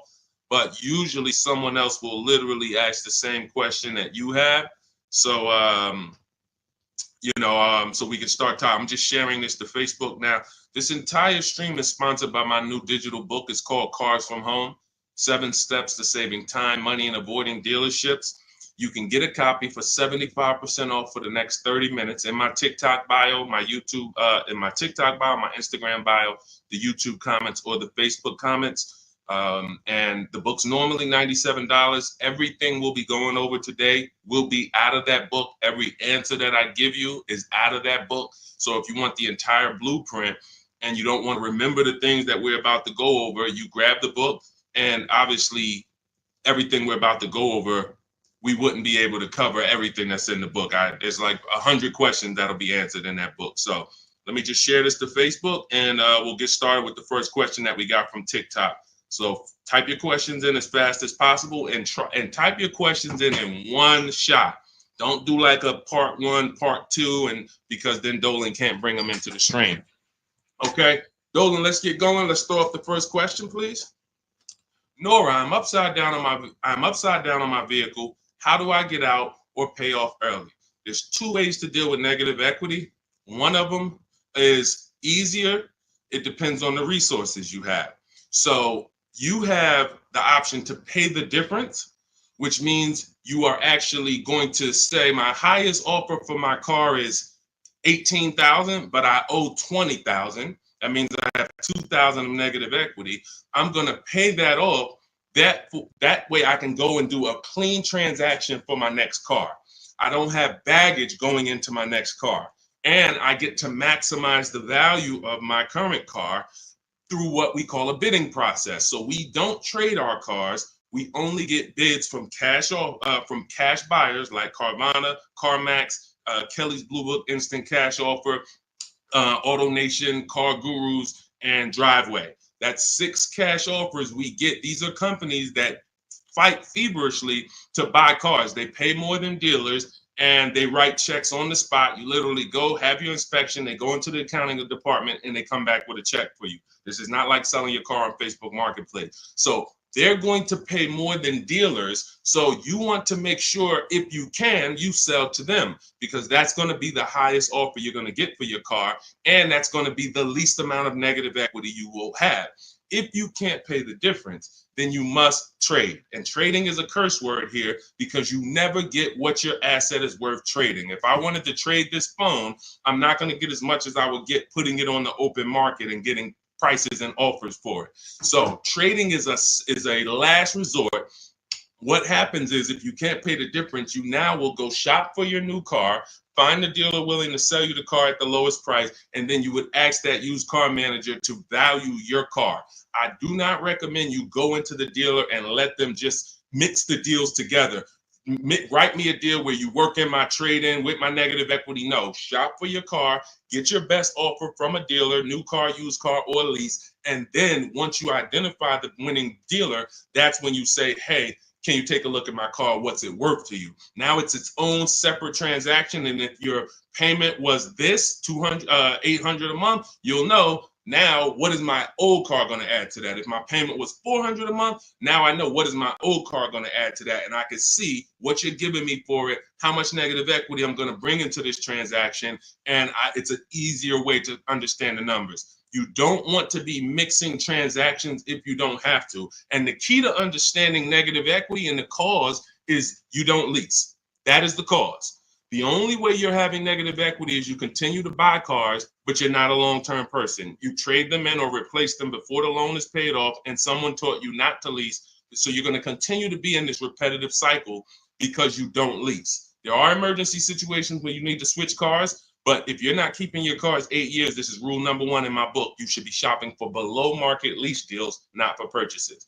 So that's your 2 options. Decide which one you can do, and then you make your move. Now, and also keep in mind, you have loan to value ratios when you have to transfer. The bank's only going to approve about 20% of what the actual new car price is. So whatever car you're buying, if you're buying a $30,000 car, the bank's only going to approve 20% more than that. They're not going to allow you to slap $10,000 on a $15,000 car, because they're only, they have loan to value ratios. So what you want to do, if you have a large amount of negative equity, you want to shop for cars, and you want to shop for cars that you can get big discounts off of. There's certain cars that have rebates. They're not listed. But in my system, what I do is I teach you how to get bids on cars. You know, we have some people, I mean, I'll show you people who've gotten 15, 20, 30,000, $27,000 off. I'm not going to exaggerate. The biggest discount we've helped someone get using our strategies is Milligan on her Mercedes-Benz. She got $73,000 EQE, and she paid $51,000 for it, 54. It's $27,000 off. I got it up here. So if she had, let's just say she had 15,000 in negative equity, it's no problem. She's not going to blow out the loan to value ratios because she got a huge discount off the new price. So it's going to fall within the bank's parameters. But I hate negative equity. I call it the devil to your car deals. I call it the bad credit for people with good credit. So it's important that when you get out of it, you know what the cause is, because if you don't know the cause, you'll be in negative equity again in 3 years. Most of you who have negative equity, you should be moving from a purchase into a shopping for below market lease, and stop tying up your money in these cars, and you'll never have negative equity again. 8 long-term people who keep their cars 8+ years, you never have negative equity.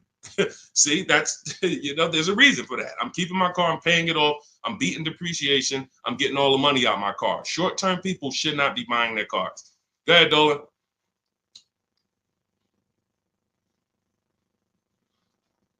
All right, keep typing your questions, y'all. We'll get to as many questions as we can in 45 minutes. Now, let me just actually say this. We have a 7-step process. Everything in my system is 7 steps. We don't go, see, a lot of times you don't understand what you should be doing first. Should I be focusing on my old car, my trade-in, shopping for a car first? What should I be doing first? So we have a system that you actually now have a process. It's 7 steps. First step is the most important question. That's leasing versus buying. How are you going to beat depreciation? Because you're about to buy a depreciating asset.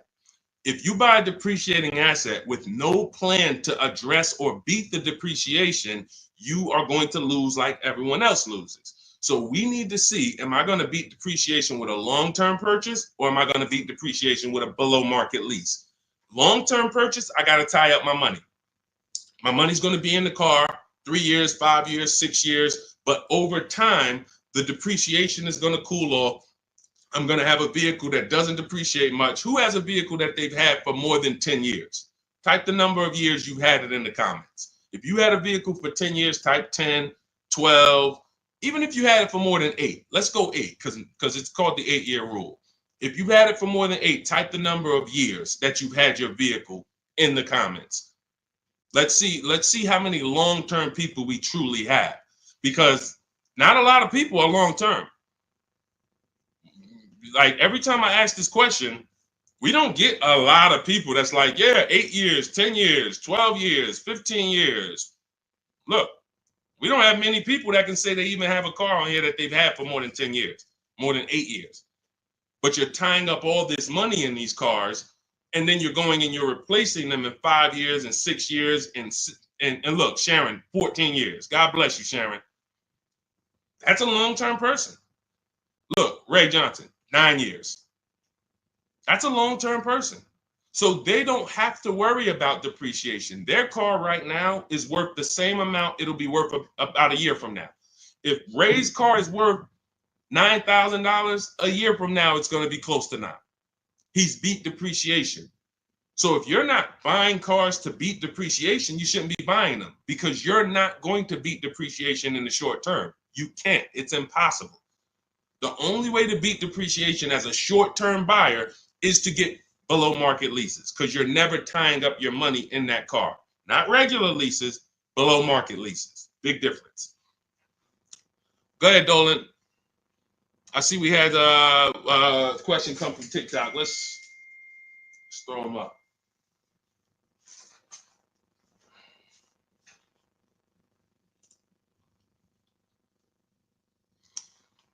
Okay, what about a fun car? I'm planning to keep my brand new car for 5 years. My previous car was a lease and traded in since I had positive equity. That you're going to lose. Keeping a car for 5 years, a brand new car for 5 years, you're going to lose. And I'm going to show you how big you're going to lose by doing this. You can't keep a car for 5 years. If you're telling me you plan to keep a brand new car for 5 years and then replace it, this is the depreciation curve. This is the depreciation curve. You're going on a sliding board. Whatever you paid for this car, let's say you paid $35,000. In 5 years, that car is going to be worth $17,000, maybe $15,000, depending on how much you drive. You're literally going down a sliding board, and then you're going down another sliding board when you get your next car. You're wrapping up money in these cars. Now, when we look at somebody like Ray, who kept his car for 9 years, his depreciation curve doesn't look like yours. It looks like this. See, this is what it looks like when you first buy the car. You're losing value every single day. You're losing thousands of dollars in value on a yearly basis. So when you go and say, all right, I'm going to just go buy this car, tie this up. Let me show you why you can't do that compared to someone who's leasing. You're going to spend thousands of dollars more. So you take somebody who got a below market lease like Zafrina. No, that's too. Let's use Zafrina. She gets a $65,000 vehicle. She's paying $579 a month. $65,000 vehicle, $579 a month. That's what we call a 1% lease or below. When you have your lease payment is 1% of the MSRP or less, that means that's a 1% lease or lower. She has a 0.88% lease. Now, she's not, over the next 3 years, she's going to invest in this car, $579 times 36. She's going to invest $20,000 to drive a $65,000 car.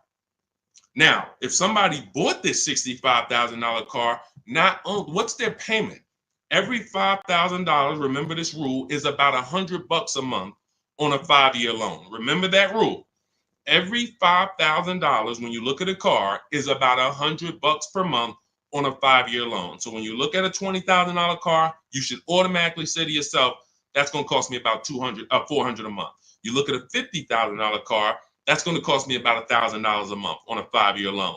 When you don't do that, now you let them put you in 6- and 7-year loans because you're not focused on what the real cost is. You're just like, get me to a low payment. I'll get you to a low payment. I'm going to put you in an 8-year loan. So we know this. Looking at her car, she would be spending roughly $1,300 a month if she bought that car. Even if she got an incredible deal, saved 10 grand off of the car, she's still going to be spending about $1,100 a month. She's putting $579 a month into this car. How do you compare $579 to $1,100? How do you compare $579 to $1,300? Let's say she bought a used version of this car. So instead of $65, she found a used one for $40. Every $5,000, $100, that's an $800 a month payment. How do you compare $579 to $800 for a used version? You can't. So when you're out here listening to people who've told you don't lease, they don't understand depreciation and they don't understand how to get below market leases. These are not regular leases. In order to get below market leases, you must employ competition. You must get at least 5 offers because every dealer's price is different. So when you walk into one Nissan dealer and they tell you it's $600 a month, you don't walk out and say, hey, Nissan's charging $600 a month. No, Nissan of Bay Ridge is charging $600 a month. But this Nissan deal over here might be at $500. This Nissan deal over here might be at $420. You need to stay at home, get multiple offers. You can do this my way through email using the systems in my book, or you can do it your way, calling around and get multiple offers. But once you see how different these offers are, you'll realize how many dealers have been ripping you off. And 80% of them do this. 80% of them, their best offer is not going to be below market. They're going to make a certain amount of money or they won't sell the car to you. But we find the ones who will. All of this is in my new digital book, Cars from Home. It's called Cars from Home, 7 Steps to Saving Time, Money, and Avoiding Dealerships. You can get a copy for 75% off for the next 30 minutes in my TikTok bio, my Instagram bio, the YouTube comments, or the Facebook comments. You'll have everything we teach step by step. You can Google the book, Cars from Home. It's already 5-star rated. We've already got tons of people using it, talking about it. And this is what I want for you. I don't want you paying above market or market value like everyone else is paying. You need to be paying below market value. And the only people that pay below market value are people with strategy. Okay, so I would tell you, Kitty Cafe, the first thing you need to be concerned with is actually leasing and not buying. You said you were a leaser. See, and oftentimes people who go from a lease to a purchase, I'm sorry to say you didn't get a good lease deal. Because if I'm paying, think about what Zafrina's paying. Let's continue to use Zafrina as an example. If Zafrina's paying $579 a month for a $65,000 car, $579 a month only gets her about $28,000. Let's call it $30,000 on a loan. So for her to go and get the same $579 payment, she's going to only have about $30,000 to spend on a car. If she goes with a 6-year loan, maybe she can get like a $33,000, $34,000 car. That's it. That's her loan. So she's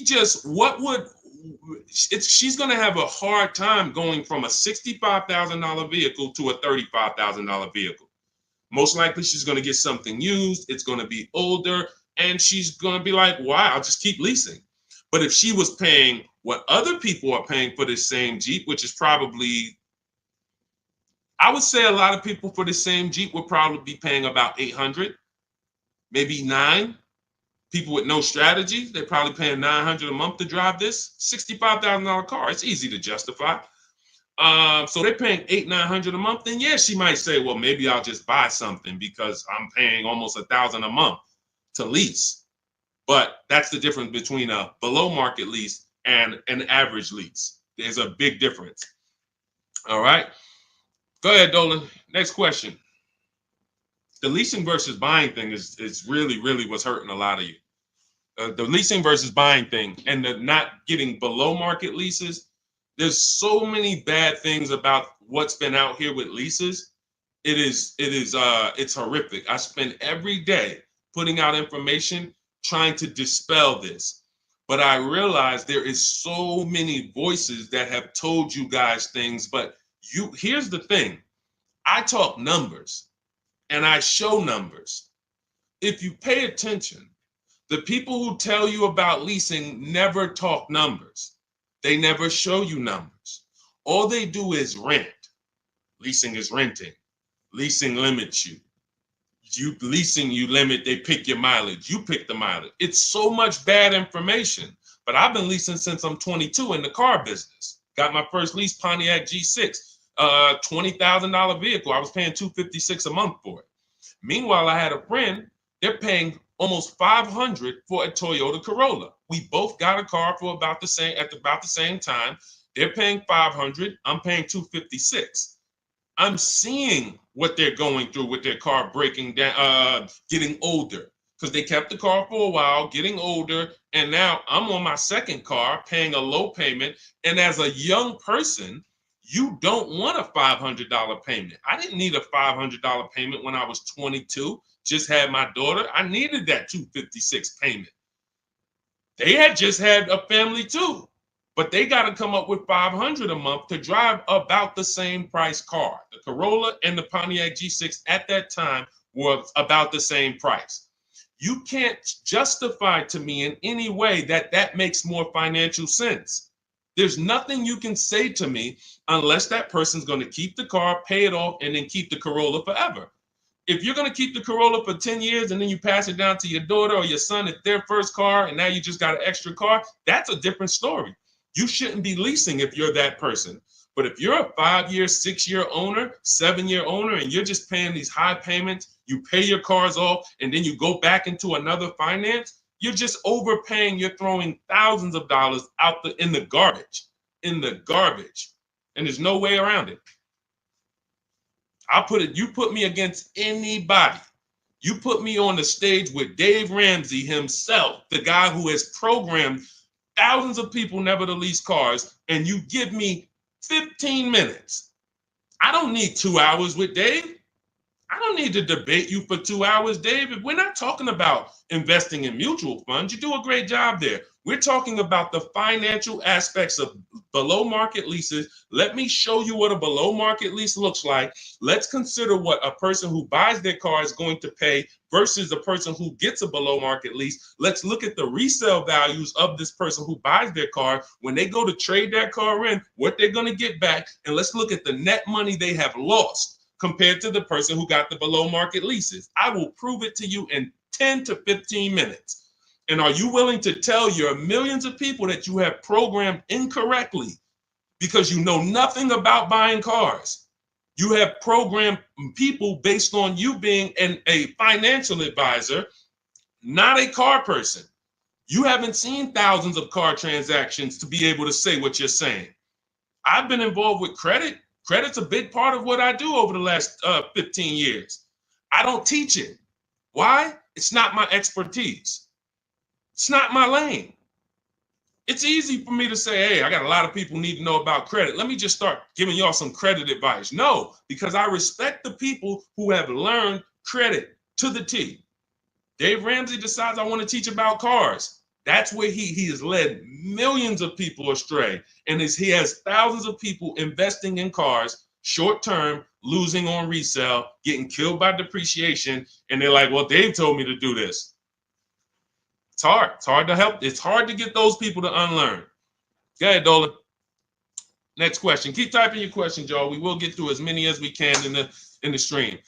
Good point. I only financed as I wanted to upgrade from my lease. My lease was $180 a month for 36 months. That's a big change. $180 gets you $10,000 on a finance. That's all $180 a month gets you. Now, if you put money down, that's different. Obviously, there's a lot of cars most cars don't lease for $180.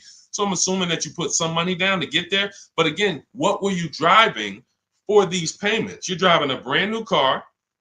There's no comparison. When you're getting below market deals on leases, there's no comparison. Again, let's look at Charles. Charles gets a Palisade, $48,000 vehicle. Some people, and you may own one of these. And if you were honest, you say, Deshone, I own that vehicle. How much is your payment? No money down. Probably $800-900 a month. Probably $1,000 a month. He's paying $597. Some people say, oh, Deshone, don't they limit you on mileage? No, you pick the mileage. Look at Jen. Jen got her Honda CRV. She's paying $512 a month. It's a $40,000 vehicle. That's normally $800 a month to buy on a 5-year loan. She's paying $512 a month, and then she upgraded the mileage from $12,000 to $18,000, and her payment went from $512 to $563. 40 some odd dollars. She gets to drive as much as she wants, as she needs to drive, not as much as she wants to drive, as much as she needs to drive. And the problem that that you may have with leasing is you didn't get the mileage you needed, and then you started blaming the lease. You knew you drove 15,000 miles a year, but instead of getting 15,000 miles a year, you took the 10,000 mile a year option.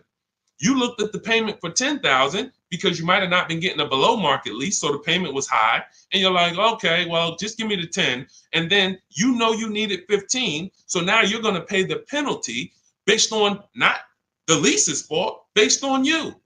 You could have paid $45 more per month, got every bit of mileage you needed, and then you could have enjoyed your lease hassle-free, dropped it off in 3 years, no problem. So people are blaming the lease for their lack of understanding about how they don't pick the mileage for you on the lease. You pick the mileage.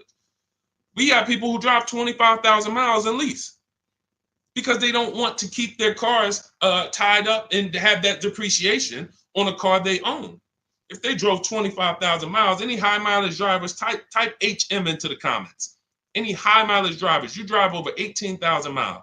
If you bought your car, tied up that money in that car, and depreciated it with high mileage, that car is going to be worthless in 3 years because you put 75,000 miles on it, and then you come back to replace it, and you have 15 grand of negative equity, and you wonder why. You depreciated the car. Meanwhile, when I was at Hyundai, I worked at Hyundai as a manager for 6 weeks. I had a guy who came in, he was dropping off his lease. I learned something incredible. I said, car had 72,000 miles on it. I said, you leased this? He said, yeah, man, I used to buy. I stopped buying because I would always have negative equity. I only lease now. 25,000 miles a year. I drop it off every 3 years, get me a new one. I'm in sales.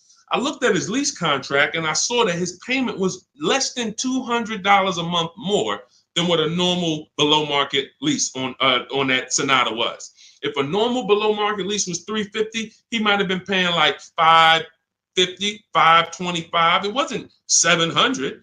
He was paying a couple dollars more, but he could drive 25,000 miles a year, drop that thing off, never have to worry about negative equity. Mileage doesn't stop you from leasing. It's not about how much you drive. It's about how long you're going to keep the car. because a below market lease is how we beat depreciation or long-term ownership. Nothing to do with how much you drive. You pay for the mileage whether you buy or lease. Doesn't matter. Go ahead, Dolan. Keep typing your questions, y'all. We'll get through as many as possible. What's up, Ashley? What's up, Kenyari? What's up, boss babe? Ashley, good to see you. But I made my wife lease a brand new electric Equinox, $350 per month, and no sales tax. The $180 was a 2021 Corolla lease before the chip shortage for $3,000 down. Solid, solid. These are the things that you don't want to get away from until you're ready to keep a car long term. If you are leasing and not keeping cars 8 years, keep leasing. Make sure you're getting multiple offers so that you can get these below market leases, so that you're not paying these prices on the commercials that you see with $5,000 down and all of this tax that's not included. We are getting below market leases, and in order to do that, you must get 5 offers, at least 5 offers. Now you get these below market leases, and you keep doing that until you are ready to buy something. Because as Cafe just said, if he's paying $3,000 down, $180 a month, somebody who bought that Corolla is paying $3,000 down, $500 a month, because a Corolla is probably about 25 grand now. So that's a $500 a month payment with their taxes that they're paying when he's paying $180. This is not, look, for a brand new electric Equinox, he's paying $350 a month. This is someone else who knows how to get great lease deals, whether he's negotiating for them or whether he's calling around getting multiple offers. It doesn't matter. He's getting prices that you are not getting. And that's the prices we get. You want to understand that all prices aren't the same. There's below market price, there's market price, there's above market price. Above market is for the people with no strategy. You just walk in and you sign the deal. You might say no one time, and then the next offer you sign it. Market value is for the negotiators who are trying to feel for the bottom. You don't know where the bottom is, but you say, hey, take $2,000 off, we got a deal. Give me invoice price, we got a deal. You're paying market value. You're not getting anything special because there's hidden money, rebates, incentives that you don't know about. There's markups in the lease contracts, in the money factor, money hidden, you don't know about. And you'll never know about it until you get multiple bids. But below market price is reserved for the people who are shopping multiple dealers. We do it from home, getting multiple offers, and now you're paying $350 a month for a car that other people are paying $600 a month to own. You cannot justify pulling up in the same car and one of you is paying $350, one of you is paying $600. But the one who's paying $600 says, well, I'm going to own this. But by the time you pay it off, you're just going to turn around and get another car and do it all over again. So you never win, ever. It's a bad way to move. Go ahead, Dolan.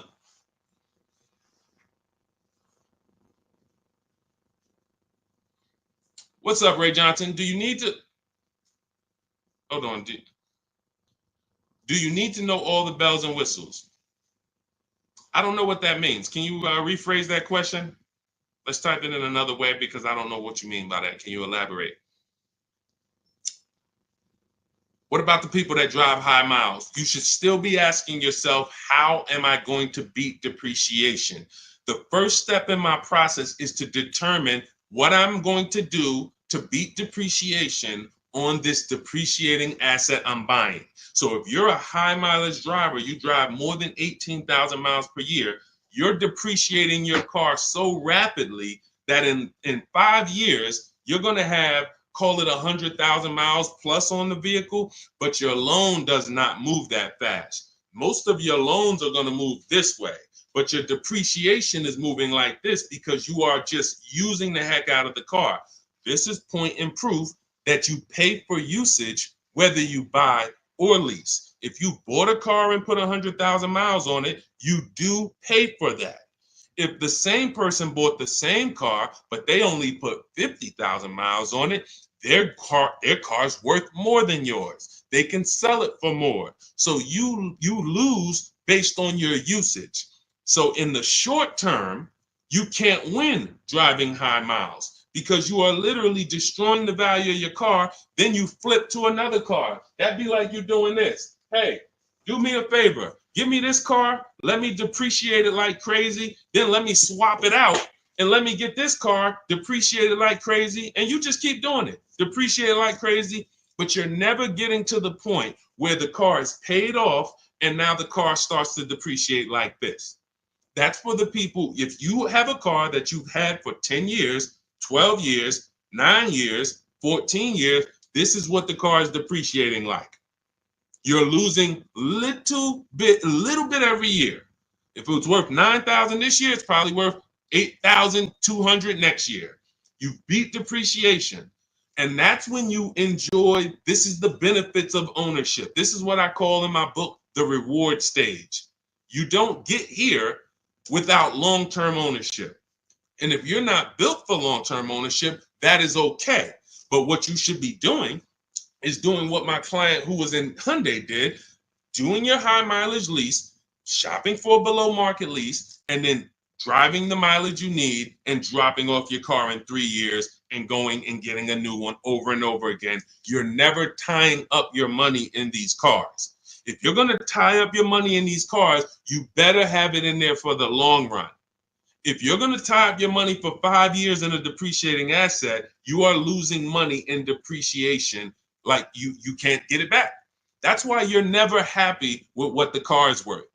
When you come and find out what your car is worth, you're like, I can't believe that's all you're giving me for my old car, because you're thinking about how much you put into it.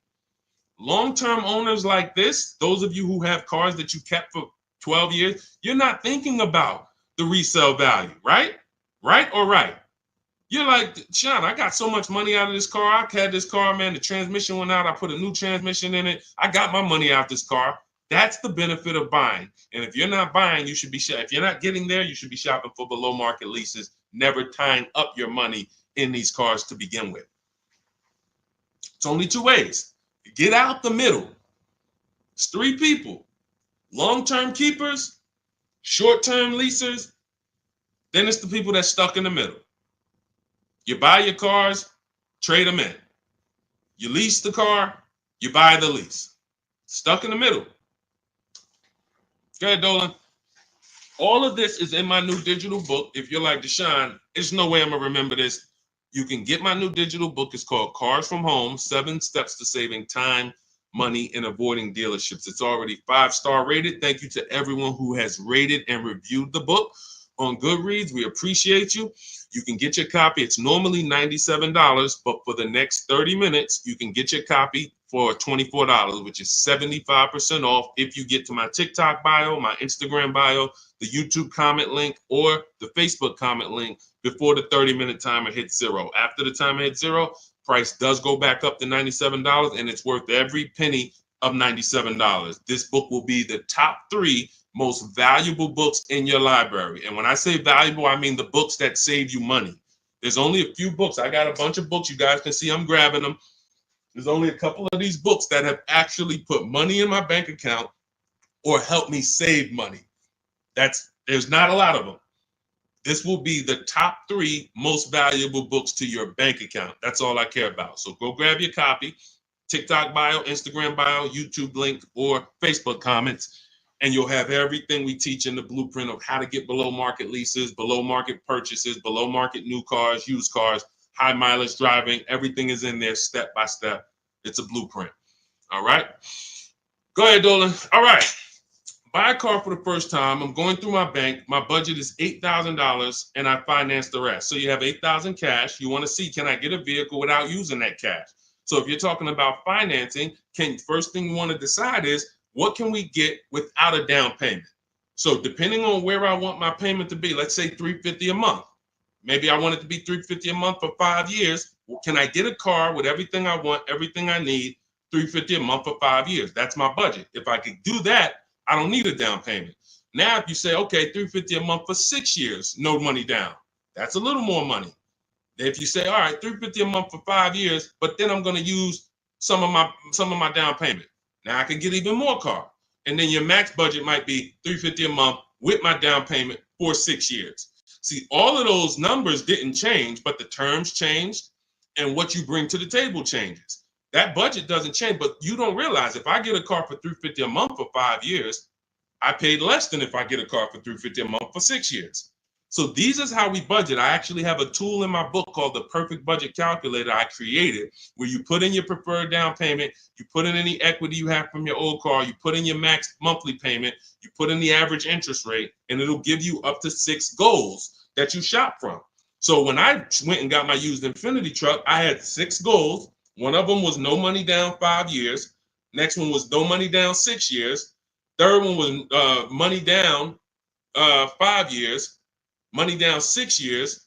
Then the fifth one was money down and the equity I had from selling my old car. And then the sixth one was money down, equity, and 6-year loan.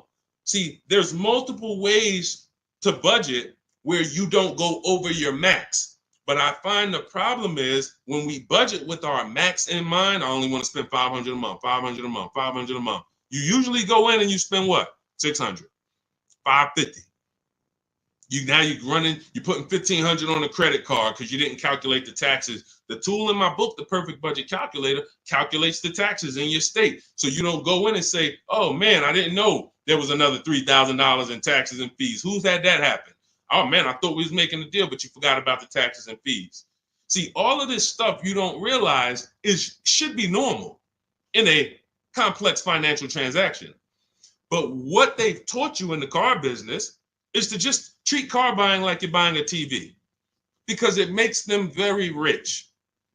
I've been in the business for 14 years. I sat next to people who I know shouldn't be in the business, but they're not going to get them out the business. They make a lot of money for the dealerships. They'll always have a job. Even if they get fired here because the customers start complaining, they'll go there and they'll say, hey, look, I made 300 grand at my last place. Oh man, when can you start? These people are always going to have a job. So when you look at the industry and say, okay, if this is what the industry is like, what do they care about me? They don't. The 20% of dealers who get up every morning and they do the right thing. They want to beat their competition. They're honest. They want to make sure that they're giving you the best service. It's 20%. 2 out of 10. You're going into your local dealer and you're buying from them, not realizing that's an 80% dealer. All they do is make a lot of money on their customers. If they can't make a lot of money on their customers, they won't sell the car. And you know what's beautiful about the car business? For those of you who are wolves and sharks and evil, it's not about the customer winning. It's about you making the customer think they won. I'm going to say that again. For those of you who are like, what business could I get into where I can make 200 grand? And I don't need to have morals as long you are trained to make the customer think they won. And that's all it's about. If that's why you start high and you come down. If you know your price on your car is $600 a month, you start at $800. This is what the worst people do. You know that the full price for your car is $600 a month. When Mr. Jones sit down, hey, Mr. Jones, all right, we got a great proposal for you. Great news. We're going to make you a great deal today. Your payment's $790 with $2,000 down. What? That seems like a high for this car. The car's only this. That seems real high. And then I didn't even want to do any down payment. All right, so you didn't want to do a down payment. So, all right, look, if I could get the down payment out, your payment would go from $790 to now it's $840. No down payment, though. What's more important than you, the payment or the down payment? No, well, both. But what's more important? If you had to pick one, well, I really don't want to do any money down. All right, so right now we're at $840. Where can we agree? I'll talk to my manager. Where can we agree that you'll be happy? Because I want to make you happy, Mr. Jones. Nah, I mean, I'm thinking of paying I really wanted to be at $500, Mr. Jones. I understand. Where'd you come up with that number? I just thought I'm looking at the car. I'm thinking, 500 seems fair, but follow me, Mr. Jones. You're looking at this car. You know where the demand is. You know there's no cars around. This is all stuff that's not true. You don't know where the demand is because you haven't shopped. There's no cars around. You don't know that because you haven't shopped. But these guys we are absolutely trained to, if you want to use your powers for evil, it is very easy to get you. That's why we don't shop that way. I would never send you in to deal with people who negotiate every day for a living like this. Your power is being at home, having multiple dealers compete for your business, and that's how people like Tasha get these deals. Thousands off on a brand new car, only 1-year-old car. This is how we got grandmothers who do this. Look, India, ridiculous deal on a Toyota. Look, Hyundai, $365 a month, no money down. 2024 Hyundai Elantra, limited with the leather in it. She didn't get that going in negotiating. You can't. But from home, that's where the power is. That's why our entire system is called Cars from Home. I can sit here and walk you through why you can't win. I don't care who you are. So when I'm telling you, you have to change the way you shop. When people say there's no deals, they're right. To you, there's no deals. To someone who doesn't have shopping strategy, doesn't know how to put dealers against each other, there are no deals. But to people like us, we've been making deals. Let me show you, Bonita. Let me show you a pandemic deal. When people were out there thinking, no deals, Deshone, this is so bad. When is the market going to change? Look, Bonita, 2022, she leased her dream vehicle, a 2023 Kia Telluride. She put $600 down, drove off $600 a month. She gave him $600, drove off. No money down lease. People were leasing and buying these vehicles for $10,000 over sticker. I'm not on here to talk to you about hundreds of dollars. What do I care about hundreds of dollars? You think we're on here? You think we're getting together to gather you guys to talk about hundreds of dollars? That doesn't matter to me. Thousands is all we talk about. Every single thing we discuss here is $1,000 mistakes. You not leasing when you should be leasing. $5,000, $7,000 mistakes minimum. You not getting multiple offers on your car. Could be depending on the car, you look at somebody like Kimberly. Kimberly gets $20,000 off her Maserati. $20,000. Sean gets $20,000 off his F-150 Lightning. These are just some of the, look, even somebody like Tiffany, let's take a smaller discount. She gets a Mazda CX-90. She gets $6,500 off. What happens? There are people who got that same car. You won't say, they're not going to say it. They'll never say it. They'll never come on here and say, hey, Deshone, I got that same car you just showed her get, and I only got $2,000 off. They won't say I overpaid by $4,500 because I didn't know this. But I'm telling you, I know this because I've been working with people around the country. So understand, we're not here to talk small numbers. When we're tapping in, we're asking you to tap in, lock in, so that you can actually keep thousands and thousands of dollars in your bank account instead of putting it in these cards or giving it to these dealers. That's it. So everything we discuss is out of my new book, Cars from Home, 7 Steps to Saving Time, Money, and Avoiding Dealerships. It's a 7-step process. Doesn't matter whether you're leasing, 7 steps. Doesn't matter if you're buying new, 7 steps. Buying used, 7 steps. You want to sell your leases, which who didn't know you could sell a lease? Put a question mark. Who didn't know you could sell a lease? Type a question mark in the comments. Question mark. Deshone, what do you mean you could sell a lease?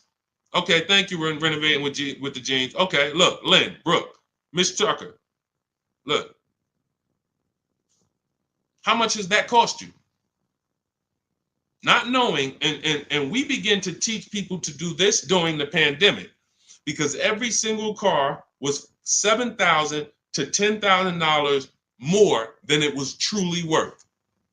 So a Jeep Grand Cherokee, I sold my Jeep Grand Cherokee for $28,000 after I had leased it for 3.5 years. 39 months, I leased it, and then I sold it for $28,000. The vehicle, brand new, was $35,000. Brand new, that Jeep Grand Cherokee Laredo that I leased for $330 a month, paid $330 a month for 39 months. I sold it for $28,000. CarMax won the bid, and I put $9,800 in my pocket. I helped my mother sell her lease on her Mazda CX-5 for $10,200 in equity she put in her pocket. Now, those equity numbers don't exist anymore.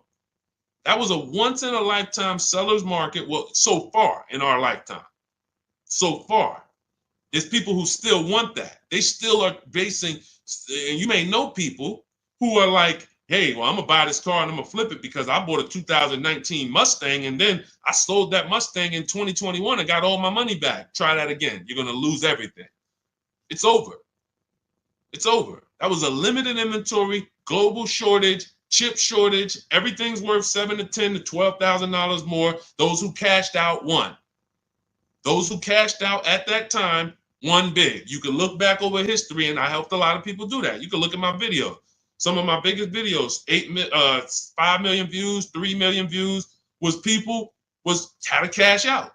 People coming on there, yo, I just sold my lease. I made $7,000. Yo, I made 10 grand because of you. Yo, I sold 2 leases.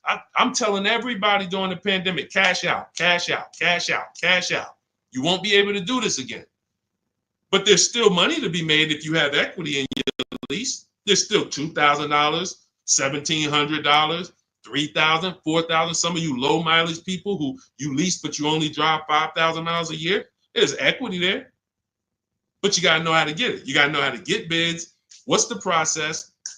And get we get bids from CarMax, Driveway, Carvana, Kelly's Blue Book Instant Cash Offer. What is that strategy alone worth? Just the cash out, just the equity assessment, step 2 in my process is worth. For those of you who trade in cars, that right there, one step out of my 7-step process is going to be worth thousands of dollars to you. So you can get my new digital book, Cars from Home, 7 Steps to Saving Time, Money, and Avoiding Dealership, and you can get it for 75% off. That's my welcome offer to you, but it's only for 30 minutes. You go to my TikTok bio, my Instagram bio, the YouTube comments, or the Facebook comments, click that link, and get your copy for 75% off. You won't even pay the $97 price. You'll pay $24, but you got to get there before the timer goes to 0, and then it goes back up to $97, which is worth every penny. Book's worth every penny of $97. It'll be in your inbox in 2 minutes. And make sure as soon as you get the book, you screenshot the thank you page, because the link to open the book is actually on that page. You open the book on that page, and I also email you a copy, but my support team's email is actually on that page as well, because sometimes you type your email wrong, you're typing fast, you're trying to hurry up and get it before the sale, and then you end up typing your email wrong. We can't send the book to a wrong email, so that you'll have my support team's email there. But this is the most serious thing outside of buying a house. There's nothing more serious to me. And some of you are not going to even buy houses. Some of you like, Deshone, I'm a renter. I don't plan on buying. That means the car is your most expensive purchase. And you're going to do it over and over again. You might have 5, 10 of them in your lifetime or more. You lose $5,000 on every one because you didn't have strategy. That's a tough gig. That's a tough gig. I wouldn't want to be in that situation. And I'm not going to be. And anyone who's listening to me is not going to be. Go ahead, Dolan. Let's keep the show on the road.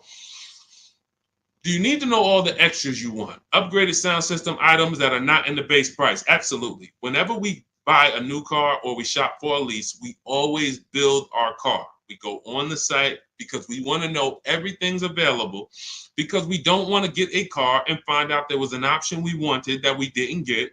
And we also want to know what we can live with and live without.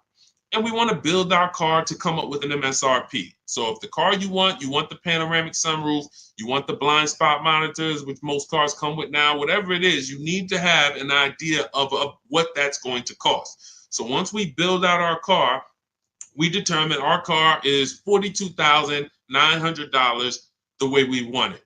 Now, most times we're going to reach out to dealers and they're not going to have the exact car. That's why we always come up with, and when we're leasing, we come up with a couple colors. Buying, we don't compromise as much, because this is a car you need to love. You're going to have it for 8+ years. You don't want to compromise on what you want, or be talked into something, or let you convince yourself of getting something, a color you really don't love, because you're buying this car to keep it for the long run.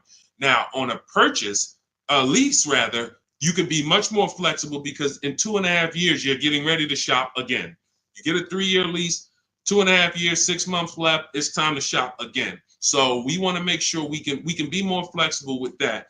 But yes, we want to know how much it's going to cost so that we can start to budget We always say with a lease, when we build out our car, we take 1.25% and we use that as a gauge of around about what it should cost. So if we're looking at a car that's 42,300, we multiply that by 0.125 and we say, okay, 528, that's a fair below market lease deal.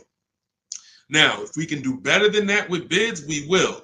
If the lease program is not as good, when we get our bids, it might come in at 1.3, 1.4, our best offer. We're going to have more offers than that. If your other offers aren't higher, then you didn't shop the right way. Because when you shop, you should see a $3,000 to $5,000 to $7,000 difference from your best offer to your worst offer. When you get offers the way we teach, you're going to get more market value, below market value, above market value. You're going to see them all.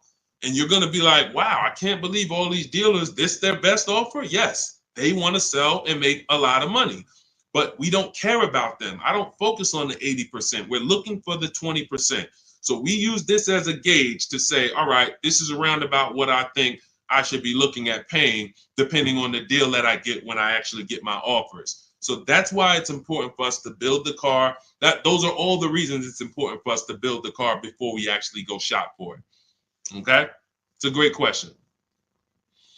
I see you. I'm leasing this year. There you go. If I could get more people to lease, wake up and look. I don't want you leasing if you're keeping your cars 8 or more years. That's the key, because sometimes people will come on the stream, hey, is this all about leasing? No. If you're buying, there's so many things you need to know about getting below market purchases. New cars, used cars, we haven't had those questions come in. People are not really asking questions about used cars and things of that nature, but I'm answering the questions that Dolan puts up that you guys are writing. So when we look at purchasing, there's a ton of questions that we got to look at, ton of questions. But when it comes to people not keeping their car 8 years, you should be shopping for leases. You're not keeping a car long enough to beat the depreciation. The depreciation's going to kill you, not the loan. Doesn't matter. Loans, okay, you could pay cash. Doesn't matter. The depreciation's going to kill you. That's what you're doing. You're buying a depreciating asset, trying to keep it short term, flip it, and do it again. You can't win. The only way to win with a depreciating asset is long-term ownership, or never tie your money up in it in the first place, which is a below market lease. Go ahead, Dolan, throw that one back up. Arturo, does your credit score affect the lease? Sure. You want to have fair credit. I always tell people you want to get to about a 660, 680, similar to if you were trying to get a good deal on a house. You would be trying to set yourself up with a good credit report to buy a house. Now with leasing, you can also lean on payment history. So if you have a $400, $500 a month payment, you've been making it on time for 2 years, that weighs heavily in you getting approved. I always say it's nothing that gets you approved for a new car like a paid on-time payments for your old car. The banks look at that and say, well, hey, we can see, yeah, credit cards might be high, but they never miss the payment on their car. They never miss that $500 payment. That means something to the banks when your credit score is a little in that marginal in that marginal range or that mid range. So I always tell people, get to a fair range, work on your credit so that you're able to lease, and don't tie up your money in a long-term purchase because you can't lease right now. If I couldn't lease right now, my only mission would be to get an inexpensive car, get my credit to a 660, 670 to lease. I wouldn't be trying to get a Dodge Charger, $20,000, $30,000, $40,000 car. I'm going to pay 20% interest. And when I go out to replace that car, I'm going to have so much negative equity because the interest alone is going to bury me because I don't have good credit. So now I'm no closer to leasing. My payment is going to be high. And I usually end up with an older car because I'm trying to squeeze my way into a nice car that I could show off and feel good about. Nah, I mean, I work hard. I want to be able to drive something that, I feel good about. But you haven't qualified yet. You haven't qualified to drive something great yet. If you have a 500 credit score, 600 credit score, you're not qualified to drive something ideal yet. You should be sacrificing to get set up so that I can make a power move. And what you do in getting set up is you get the least expensive car. that you can get a loan on. You get a $10,000 car, quality, small car. Try to get something that brand new was $24,000, $25,000, Hyundai Elantra. Get yourself a smallest car that you can qualify for, and you have minimal payments, $200, $250 a month payments. You pay those payments on time. You make sure it's a quality car, and you go and you make a move for a lease once you've established yourself. Or you can just do what other people do and say, you know what, who could get me in this brand new whatever, or who could get me in that, used Mercedes? And you're going to lose in every way. The quality of the car is not going to be ideal. The loan is going to be out of control. The interest is going to be great, ridiculous. You might not get a great price on the car because you come in looking desperate. You need a car, not want a car. You need a car. So nothing is working for you. Everything's against you. So it's much better for you to discipline yourself. Say, look, I don't mind driving something that I don't feel great about, but I'm working on my credit. I'm going to make these payments on time. I'm going to get myself to a 660. I'm going to have 2 years of on-time payments, and then I'm pulling off the lot in a brand new lease. Power moves. That's a plan. Go ahead, Dolan. And in my book, that's called the SMART car strategy. It stands for saving money at the right time. If you can't qualify for a lease, your only goal should be to set yourself up to lease. Now, if you're buying and your credit's not good, I'm an 8-year person. I keep my cars 8 or more years. Nothing wrong with buying a higher priced car and refinancing it later. So if you say, hey, I need to get, if you're a long-term person, your goal should be get a great price on the car. You're going to pay more in interest and then fix your credit. And instead of changing the car in 2 years to a lease, you would change the loan, refinance, and then you would keep the car. So it's depending on long-term versus short-term is everything. That's why in my book, it is step 1. You need to know from the get-go, am I a long-term person, 8+ years, or not? Because that's going to be the foundation we build on. Everything else comes after that. Karen, thank you for helping with my digital book. I wasn't checking my email. Of course, we want to use cars. So you're just following the multiple marketplace strategy. There's steps before that. And here's what I tell you, guys who have my book, ask yourself, what step am I on? This is what I tell everybody that I work with. Ask, what step am I on? Because if you're doing step 3, but you have not done step 1, that's a clear indicator. Oh man, I haven't done step 1. Step 1 is leasing versus buying. Most important question. How are we beating depreciation? We go into deep. I show you lease scenario, purchase scenario, lease scenario, used car scenario, to make it very clear that if you set out to buy, but you should have leased, can't help you. You're lost. And I talked about that earlier. We ran Zafrina's $579 a month payment versus what a new car would cost her, which would be $900 or $65,000 car. That would have been $1,100. Or a used version was $800. So you can't compare that. If you go out and you get a great deal on a purchase and your payment's $700 a month, then that means that lease payment probably would have been $400 a month. There's no way to, how do I get out of this? You shouldn't have been in it. That's why this is step 1. So what was that question? What was that question? I don't even know how I got on that. Oh, you said I want a used car. Yeah. So so you want to ask yourself, where am I at in the process?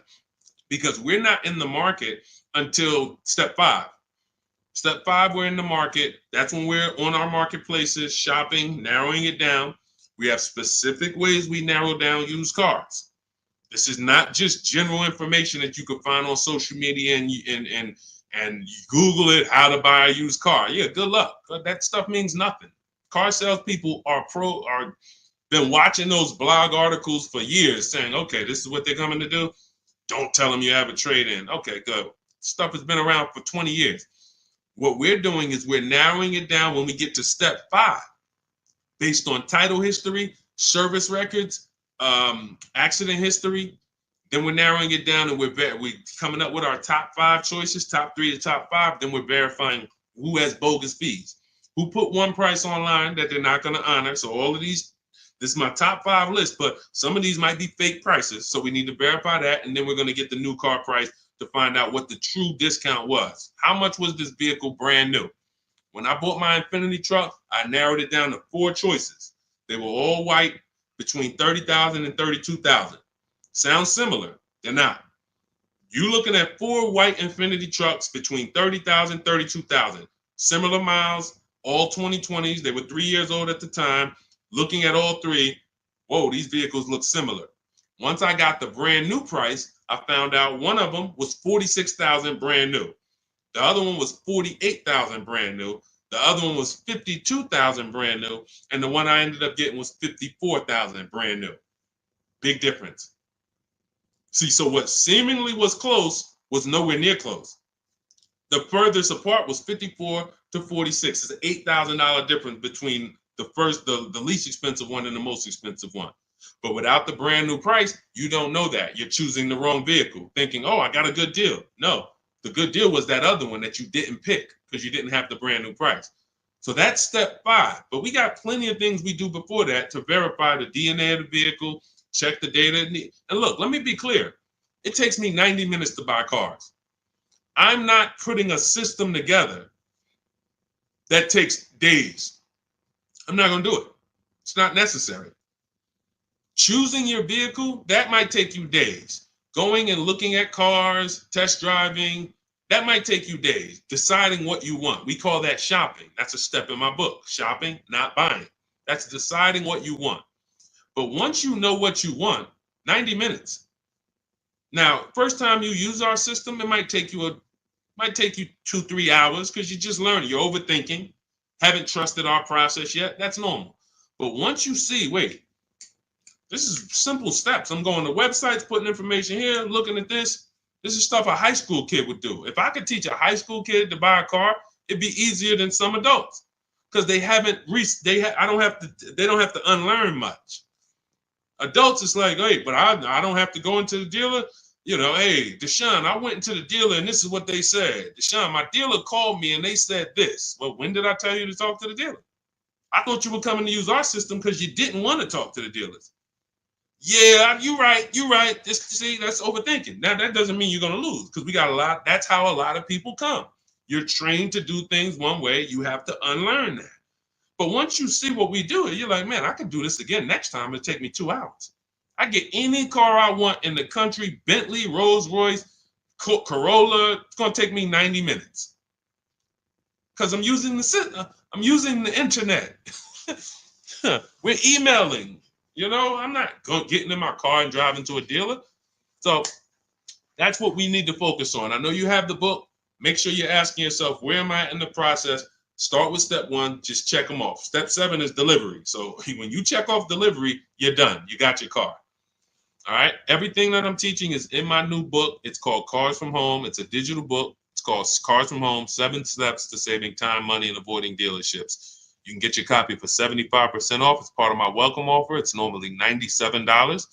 But if you get to my TikTok bio, my Instagram bio, the Facebook comments, or the YouTube comments before the 30-minute timer hits 0, you got your copy for 75% off, which is $24. And it'll be in your inbox in 2 minutes. So once the timer hits 0, price does go back up to $97.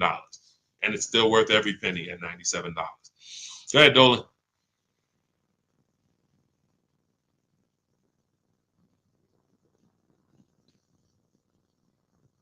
Dolan, you there?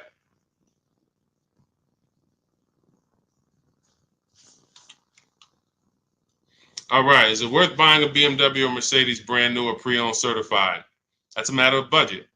As long as you're going to keep the car 8 years, the only difference between a new or used purchase is budget. And if you can afford both, now it's about your values. Do you want a new car because you only buy a new car every 10 years and you're like, man, I'm going to treat myself, I could afford it?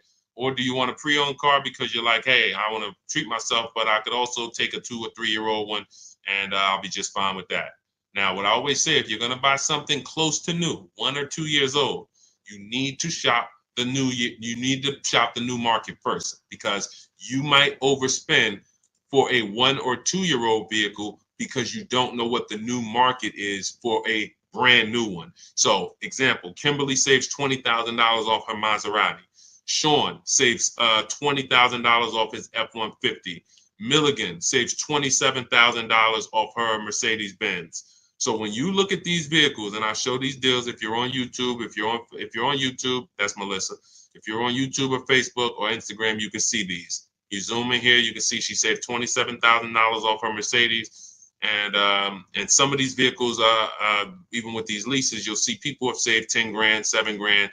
Now, let's take the more dramatic discounts over 10 grand. If you can save over 10 grand on a brand new vehicle, then that means when you go buy a 1-year-old one, what should you be saving?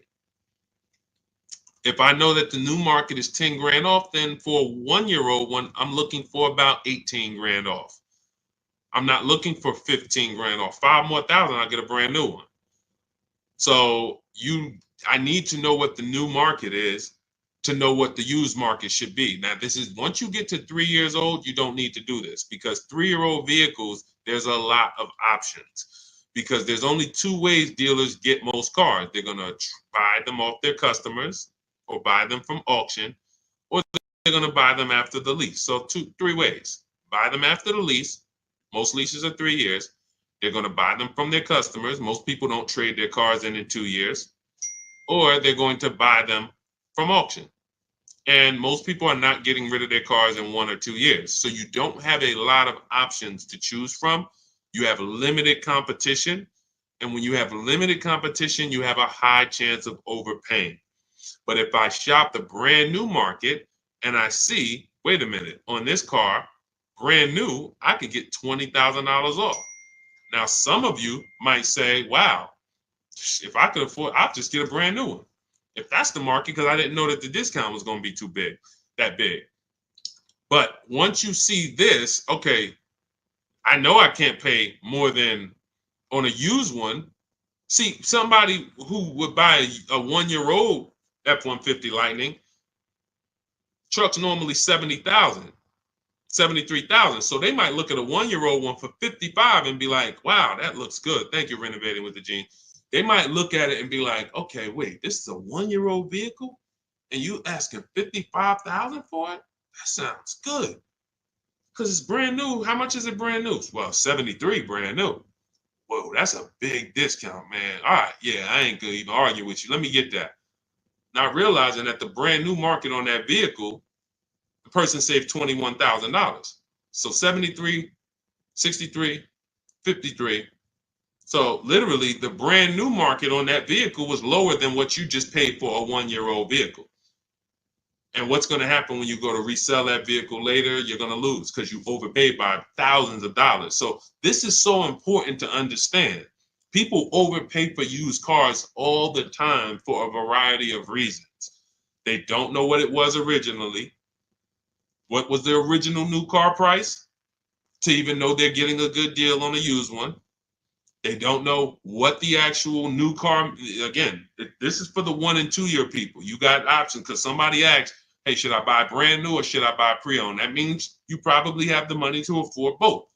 So you might go out and buy a 1 or 2 year old pre-owned. But if you're like Milligan and you bought one of these electric ones, she saved $27,000. If you went in and you bought a 1-year-old one and you got 20 grand off, you might think you won.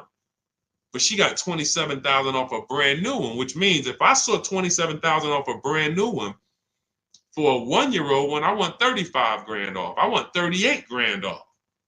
The new market for this vehicle is very soft. So that means the 1-year-old market should be very soft.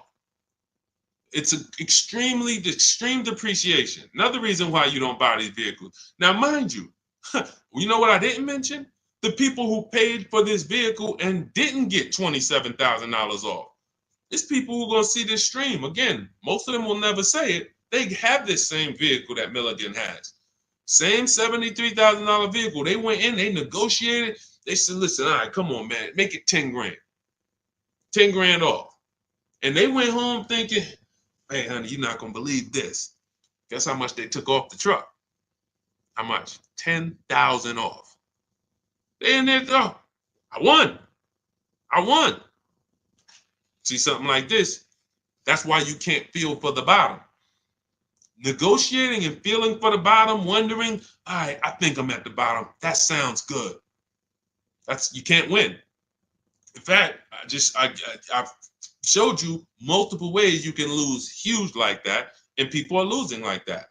You can't feel for the bottom. You don't know what we have as the dealers. You don't know what rebates I have. You don't know how many incentives I have. You don't know if the manufacturer sent us extra money because we got to move these vehicles. You don't know any of that. You come in and asking for the invoice. All right, invoice on a $73,000 car, 6.5% markup. All right, invoice is 57, and a good salesman's gonna fight you for invoice. They're not gonna just lay down and give you invoice, even if they sitting on 20,000 in rebates. A good salesman is fighting for every dollar of the commission. So you've been, hey, how they gonna fight? They got 20 more thousand. You telling me they got 20,000 in rebates and they gonna fight me for 1,000? Yes, because it's perception.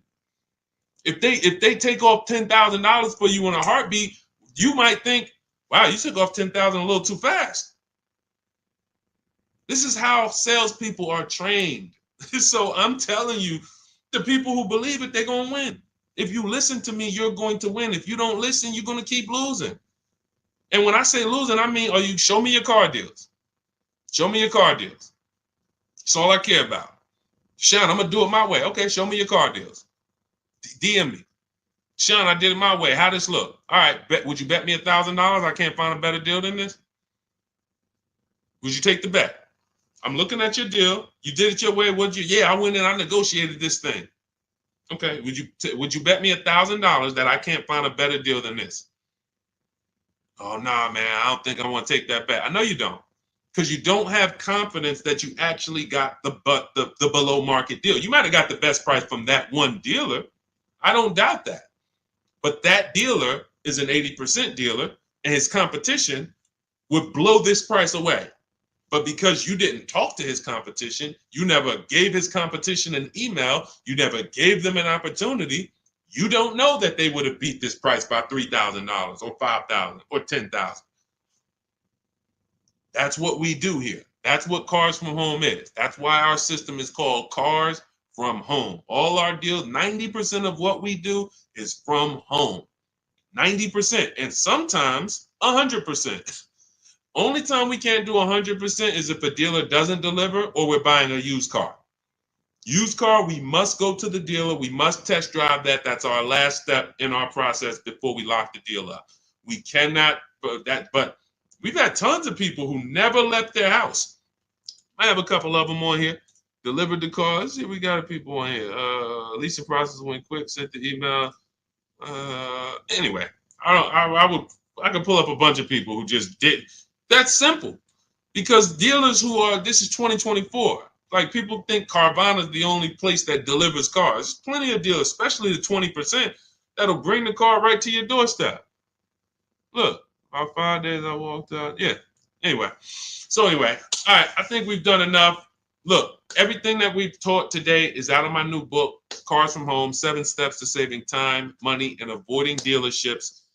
It's a 7-step process that I've developed over 14 years in the car business to buy, lease cars, below market value in 90 minutes. This does not take a lot of time. This is the easiest way. You don't have to be a great negotiator. You will stay at home where your power is, where you can put dealers against each other, put banks against each other. Thank you so much, Renovating with James. And you can employ competition. The same way you shop for everything else, competition, you can bring that to your car deals. And that's the only way you're going to get below market deals. And that's the only way you're going to start to enjoy car shopping. When you're at home and tons of dealers and banks are actually competing for your business, you actually enjoy that. That's why when you see people like Teddy, who said that I will never lease another car any other way.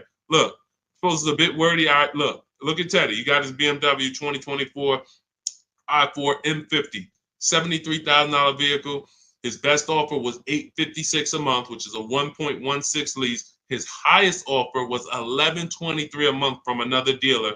His closest dealer, his local BMW dealer, was where was it? Look, the dealer closest to me was $986. His closest dealer that he probably drove by and saw the car and said, man, all right, I'm gonna work with them one day. $986 a month. He ends up paying $856, over $130 less than his local dealer. But he did it from home. And he said at the beginning, I will never, I repeat, never lease another vehicle any other way. Now, had he bought the car and got $10,000 off, he would have said, I will never buy a car any other way. The Cars from Home way is how you are in control, how you feel like the prize. And when that 20% dealer wins your business, you feel like you won. You know you won. So, all right, let me get out of here, y'all. Grab your copy as my welcome offer to you of Cars from Home, 7 steps to saving time, money, and avoiding dealerships. 30 minutes only. You can get it for 75% off, which so you won't pay the normal $97. In my TikTok bio, my Instagram bio, click the picture of me, the YouTube link, or the Facebook link, and grab your copy. As long as you get there before the 30 minutes is up, you got it for $24, and you'll have everything step by step. You don't have to remember any of the things we've spoken about over the last hour, 15 minutes. You don't have to remember them because you will have the blueprint step by step. Leasing step by step, buying step by step, selling leases, selling your cars. We never trade cars, getting out of negative equity. All in there, high mileage driving, everything in my 14 years of experience is in that book. All right, so I look forward to you guys using it. Make sure you send me your success stories. Write me emails when you make your deals. Let's continue to 30 minutes now. It's only available for 30. Now, it's available forever. $97 is the price. Normal price of the book is $97. But for 30 minutes, you can go to my TikTok bio and you can get your copy for $24, which is 75% off. All right. God bless you guys. I'll see you soon. And keep unlearning, keep relearning. Thank you. Thank you.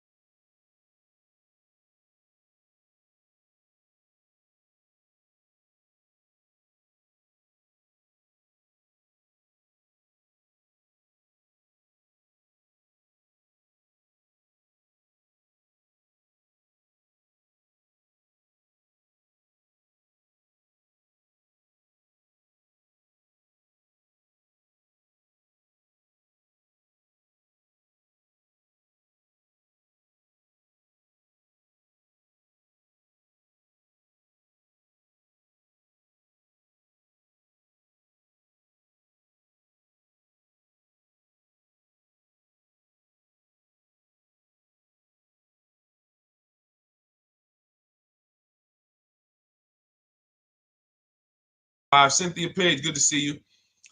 But the first thing I want to do is warn everybody to tell your friends, sell their electric cars. Show them the video.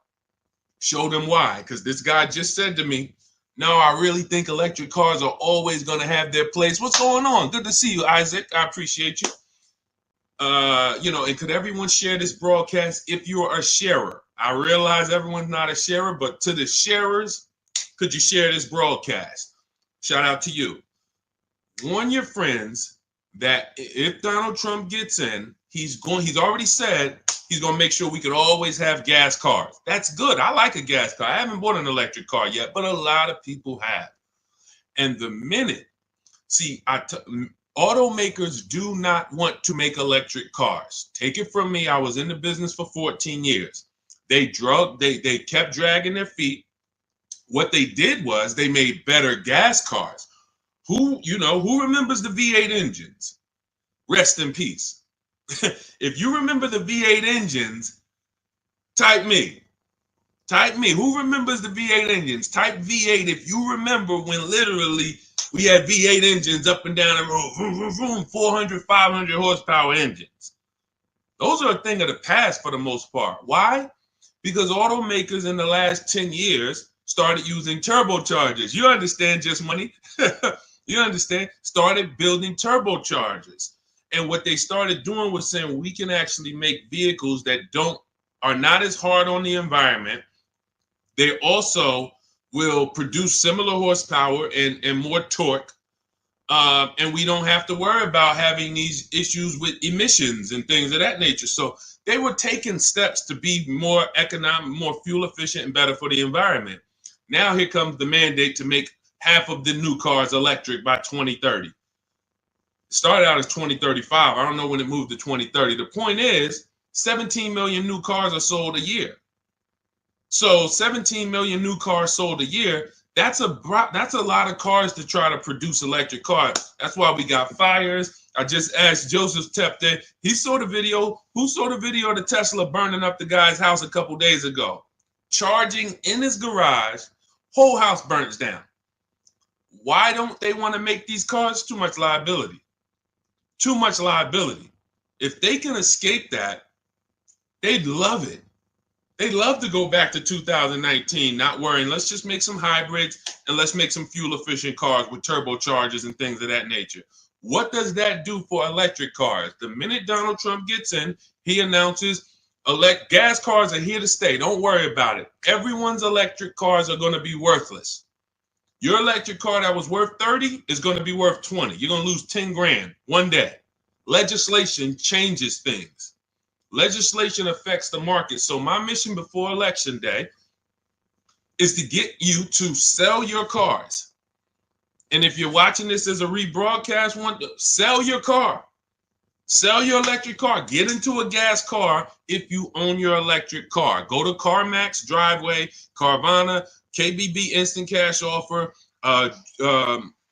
AutoNation, and Car Gurus. Get your 6 cash offers. Sell these cars. You won't be able to. You will not be able to. You're going to be so far underwater. The market's going to be so soft. It's already soft. Google Tesla depreciation. See, I don't want to tell you guys something. Keep typing your questions. We're going to get to the question, but this is a warning, and most people are not going to take it. Most people, just like when I warned people in 2022, do not go out and buy these overpriced cars. Learn to shop so that you're not buying used cars that are going to be worth half because they were selling them all through the pandemic. 80% of dealers were selling used cars that were just 10, 20 grand more than what they should have been selling for. I told them, don't buy these cars, shop around. Now what we got? Thousands of people around the country who are $20,000 upside down, can't get out. I realize though, but if I could help 10 people, if 10 people say, Deshone, you know what? My man told me, he sent me your video. I sold my Mach, whatever it is, Ford Mach. I got out of that thing right before. I'm glad. If we can help a couple people, God bless us. Sell your electric cars. You won't be able to very soon. And if you're going to keep them till the wheels fall off, then it doesn't matter. If you're going to keep it till the wheels fall off, it doesn't matter. But if you're planning on replacing this thing in 2, 3, 4 years, sell now, immediately. Get out of it right now. All right. Let's go. All right, we got a couple questions. We're live on Instagram, Facebook, YouTube, and TikTok. And, we'll be live for probably at least 45 minutes answering all types of questions. For those of you who don't know me, I'm known as Deshone, the auto advisor. I spent 14 years in the car business. Now what I do is show you how to make dealers bid for your business. Every dealer has a different price. All cars are cookie cutter. No matter how much you like a car, there's 100 of them in this country at minimum. Even the most rare cars, Bentleys, you have 20, 30 of them around the country that you can shop around so that you can see. But if you use online tools like the tactics I'm going to tell you in this live, you will save thousands of dollars. You'll get below market deals on leases, new cars, purchases very, very easily. Very easily. All right. So feel free to ask your questions. Let's get to it. I see we got a couple that came from TikTok. Dolan, you want to bring the first one up? All right, let's go. I drive a lot of miles. Is it worth it to get a leased vehicle? That's a great question. If you're a short-term person, if you're keeping your cars till the wheels fall off, no. If you drive 25,000 miles a year, but you're keeping that thing for 10 years, that's only 250,000 miles. You get a Honda, Toyota, there's several cars that will go 250,000 miles.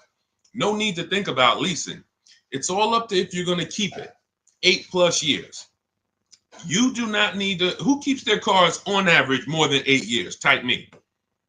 If you keep your and listen, some of you who are new here, you may not know how we do here. We use our keyboard. Listen, I know there's lives where you just sit back and you watch the person's telling jokes or just talking. We dialogue here because this is a finance channel, so we spend a time dialoguing. So stay close to your keyboard. That's how you're going to get the most out of what we're doing, and that's how you're going to save the thousands of dollars on your car. Okay, I see you, Alton. All right, I see you, Amanda. Okay, if you keep your car more than 8 years, Don't think about leasing. If someone in your house is keeping their car more than 8 years, they should not think about leasing. Doesn't matter how much they drive. Just get a quality vehicle, get a below market price, keep it long term. You're going to win. If you're not keeping it more than 8 years and you are putting high mileage on your car, you are losing more than anyone because your car is worth less depending on how much you drive. Let's just say you got a car that's worth 30,000 today. You drive average miles. Average miles. What's the car worth in a year? Throw some numbers out, y'all. Throw some numbers out. $30,000 car. You drive at average miles. What is it worth in a year? What does that car depreciate in a year? From 30,000 today, what is it worth next year? Throw a number out. Okay, Amanda, 19. That's fair. That's a little steep, but 18. Okay. Somebody said 10,000. Man, what kind of car you buy? Listen, that's how electric cars are about to depreciate. It's so funny. That's how electric cars are about to be. They're going to be worthless. The investment in the infrastructure isn't worth it. Okay, so now let's just say you have a $30,000 car. You drive it 40,000 miles in 1 year. 40,000 miles. Isn't it worth a whole lot less? Yes. So depreciation is what you're thinking about when you're considering when to lease. And what I teach people, this is step one, is if you're not keeping your car 8 years, you're not going to keep it long enough to beat the depreciation. The depreciation is going to kill you. Now, cash buyers understand. All my cash buyers type dollar signs. Dollar signs. Cash buyers understand because they buy a vehicle. If they went to replace it in 3 years, they see what it's worth. They know what they put in. They know what they're getting back. And they're like, oh, this doesn't make sense. Payment buyers, they don't. Because all you really care about is payment. So they manipulate payments on you, stretch the loan out, 6-year loan, 7-year loan. You don't see how much you lost, and that's why you think you won. But in depreciation, cash buyers will always see how much their vehicle has depreciated. So how do we avoid it? Below market leases. In the short term, if you are not keeping your car long enough to let the depreciation cool off, then you should be shopping for a below market lease. Now, let me show you what a below market lease looks like because you may have never seen one. I'm sure you've seen lease commercials, 3,000 down, 4,000 down, plus tax, all of this. But this is what a below market lease looks like. You take, let me do an average vehicle. Let's take Raphael. This is a Jeep Grand Cherokee. Pretty popular vehicle, common vehicle. 45,000, let's call it a $46,000 vehicle. She got it for $549 a month. 1.19% of the MSRP, no money down. She gave him her first month's payment. She drove out of there. That's a below market lease. Let me show you another one. Look, India. She got a new Hyundai Sonata Elantra. 2024 Hyundai Elantra Limited. 36 months, $365 a month, no money down. That's a below market lease. So the key, there's 3 prices, whether you buy or lease. There's 3 prices you can pay. Market value, that's for negotiators. They're going to feel for the bottom. They're going to try to get to the bottom, but they won't ever know the bottom. So they're going to pay market value. Above market value is for people who just can't negotiate at all. You just kind of close your eyes and can't wait to get it over with. And then below market value. Now, how do we get below market leases and purchases? Competition. Very simple. Competition. Putting dealers against each other, buying cars like we buy TVs on Amazon, multiple offers, multiple options while we sit at home and let people bid and compete for us. That is below market shopping. Now, that's everything I teach in my new digital book. It's called Cars from Home, 7 Steps to Saving Time, Money, and Avoiding Dealerships. It's already 5-star rated. You can Google it. You can get a copy of it as part of my welcome offer for 75% off. It's normally $97, worth every penny. You can see all the reviews. But if you get to my TikTok bio, my Instagram bio, the YouTube comments or the Facebook comments before 30 minutes is up, you can get yours for $24. That's 75% off. So you go activate your link, click the link in those bios or in the comments, and you can get a copy for 75% off. And you'll have everything I teach in a step-by-step way to getting these deals. But for sure, to just sum up your question and keep typing your questions, everyone, we'll get to as many as we can. If you're not keeping your car 8 years, you should be shopping for a below market lease, no matter how much you drive. Only caveat is if you're doing Uber or something where you can't predict your miles, the more miles you drive, the more money you made. That's a different structure. But it's just if you're in a sales job or you're a realtor, no question about it. Leasing is for people not keeping cars 8 years, as long as you get a below market lease.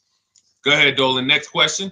I see y'all running up the likes on TikTok. Shout out to everybody double tapping the screen. Let's go. Every time you hear something you like, if y'all keep double tapping the screen, y'all keep running those likes up. We appreciate you. And, shout out to the people who really support the movement, not the people who check into the broadcast, the people who support the movement, the sharers, the new followers, the people who tag their friends, the people who double tap the screen, the people who hit the like button. Shout out to y'all. We couldn't do this without you. We appreciate you. Banana phone, 10,000 down, 725 credit. What car should I get? It's a lot of them out there, man. Pick one that you like. And first things first, decide how are you already have the credit to buy or lease. I would really consider, see, that 10 grand down is how people, that car, if you don't buy a car right, which means you lease it, you buy it, but you should have leased, that 10,000 is going to be absorbed into that car. It's literally going to be sucked from your bank account into the car. You're not getting it back. You're not getting it back. So I'll give you an example. If we look at Zafrina got a $65,000 vehicle. No, that's Teddy. Let's use Teddy. $73,000 BMW he got. He put no money down. His payment's $856 a month. He used our system. We contact 25 dealers. Now you can do it your way. You want to call around, talk to managers, get offers. That's fine. I just recommend you get at least 5 offers. Because what we've seen, I've seen this, been in the industry 14 years. I've been helping people online for more than 3 years now, all around the country. 4 out of 5 dealers are overpriced. So once you get your offers, you need to get at least 5 for you to get the below market offer. But now he comes and he gets $856 a month, no money down. His highest offer was $1123 a month out of all the offers he got. He said he got 10 offers from home. That's why our system is called Cars from Home. We don't need to be in dealers to get below market deals. So if he had bought this vehicle, even if they gave him a big discount, instead of 73, let's say he got it for 63. Let's say he got 10,000 off. Let's round it up to 65, even though the taxes would be more than that. Let's round it up to 65. Every $5,000, I need my people who know this to get ready to type this. Every $5,000 that you borrow on a loan is about how much per month? Every $5,000 that you borrow on a loan, and I'm going to hop on Instagram because I want to see these comments. Thank you, Anthony Austin. Shout out to the people who tapped in.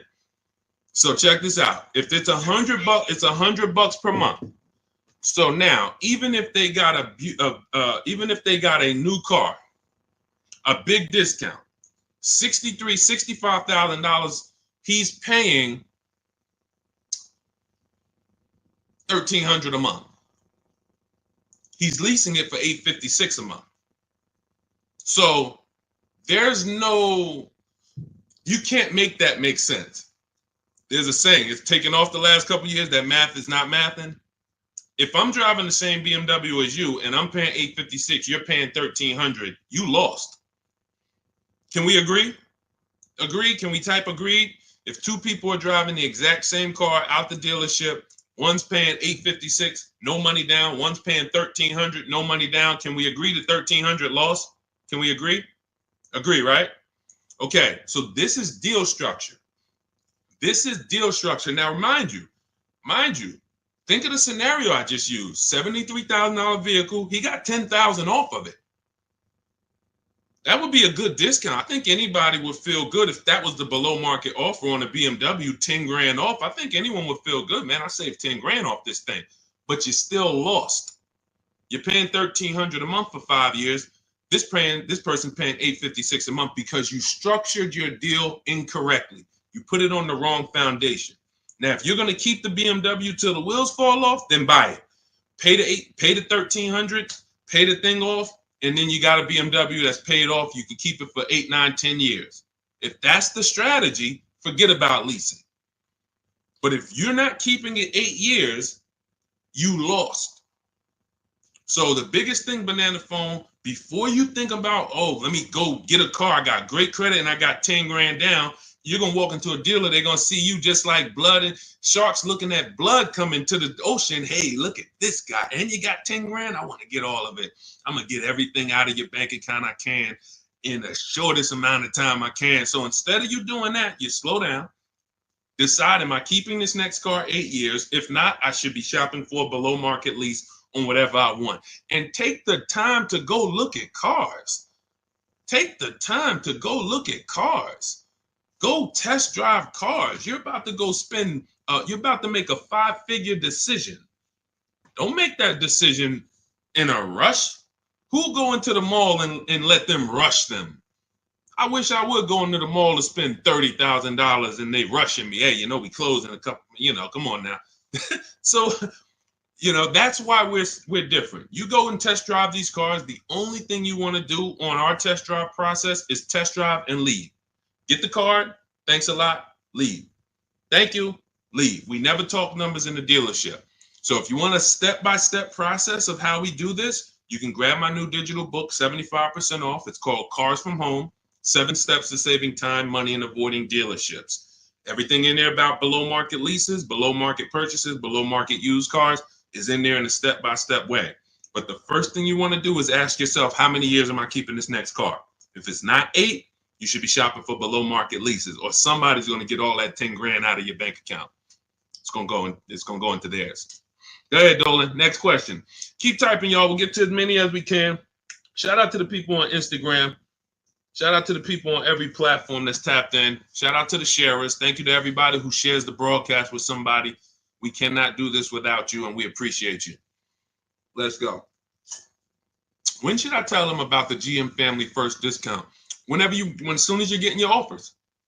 As soon as you're getting your offers. Now, let me tell you something about the people who have GM Family, X-Plan Ford, Mercedes Fleet, any special pricing where you think it's going to eliminate you needing to shop around. You're going to leave big money on the table because 4 out of 5 dealers are going to lie. That's just what we know. Not just because I'm not saying that because I was in the business. I'm saying that because I have people all around the country who we shop together. So we have real-time data to show 4 out of 5 dealers on average is going to lie. They're not going to give you the GM price.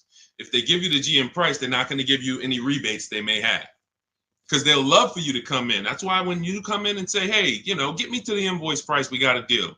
Love it. You didn't know I got $3,000 in rebates. Just get them the invoice price, show them the invoice, write it up, deliver the car. Love it. So what you need to do is you need to shop around, get multiple offers, tell everyone who you're getting an offer from, you're a GM supplier or GM family, and then look at the offers while they're in front of you, while you're at home.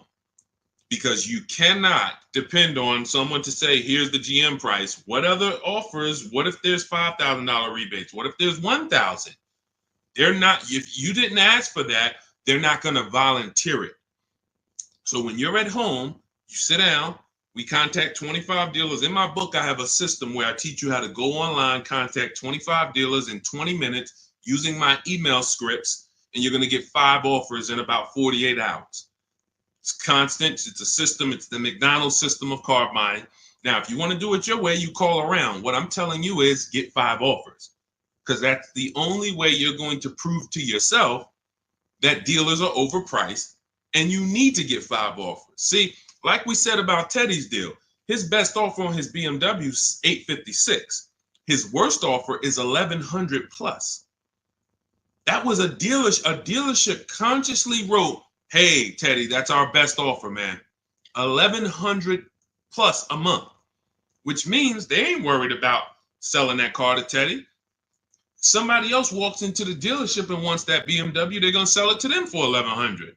They'd rather not sell it to Teddy because they know someone's going to pay us $1,100 for this BMW.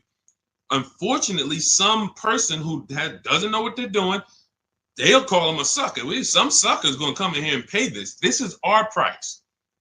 We don't care if Teddy doesn't want to take it. No problem. Someone else is going to pay it. So this is why we must shop around, because you don't know if you're dealing with what we call an 80% dealer, which are overpriced no matter how much you negotiate, or are you dealing with a 20% dealer?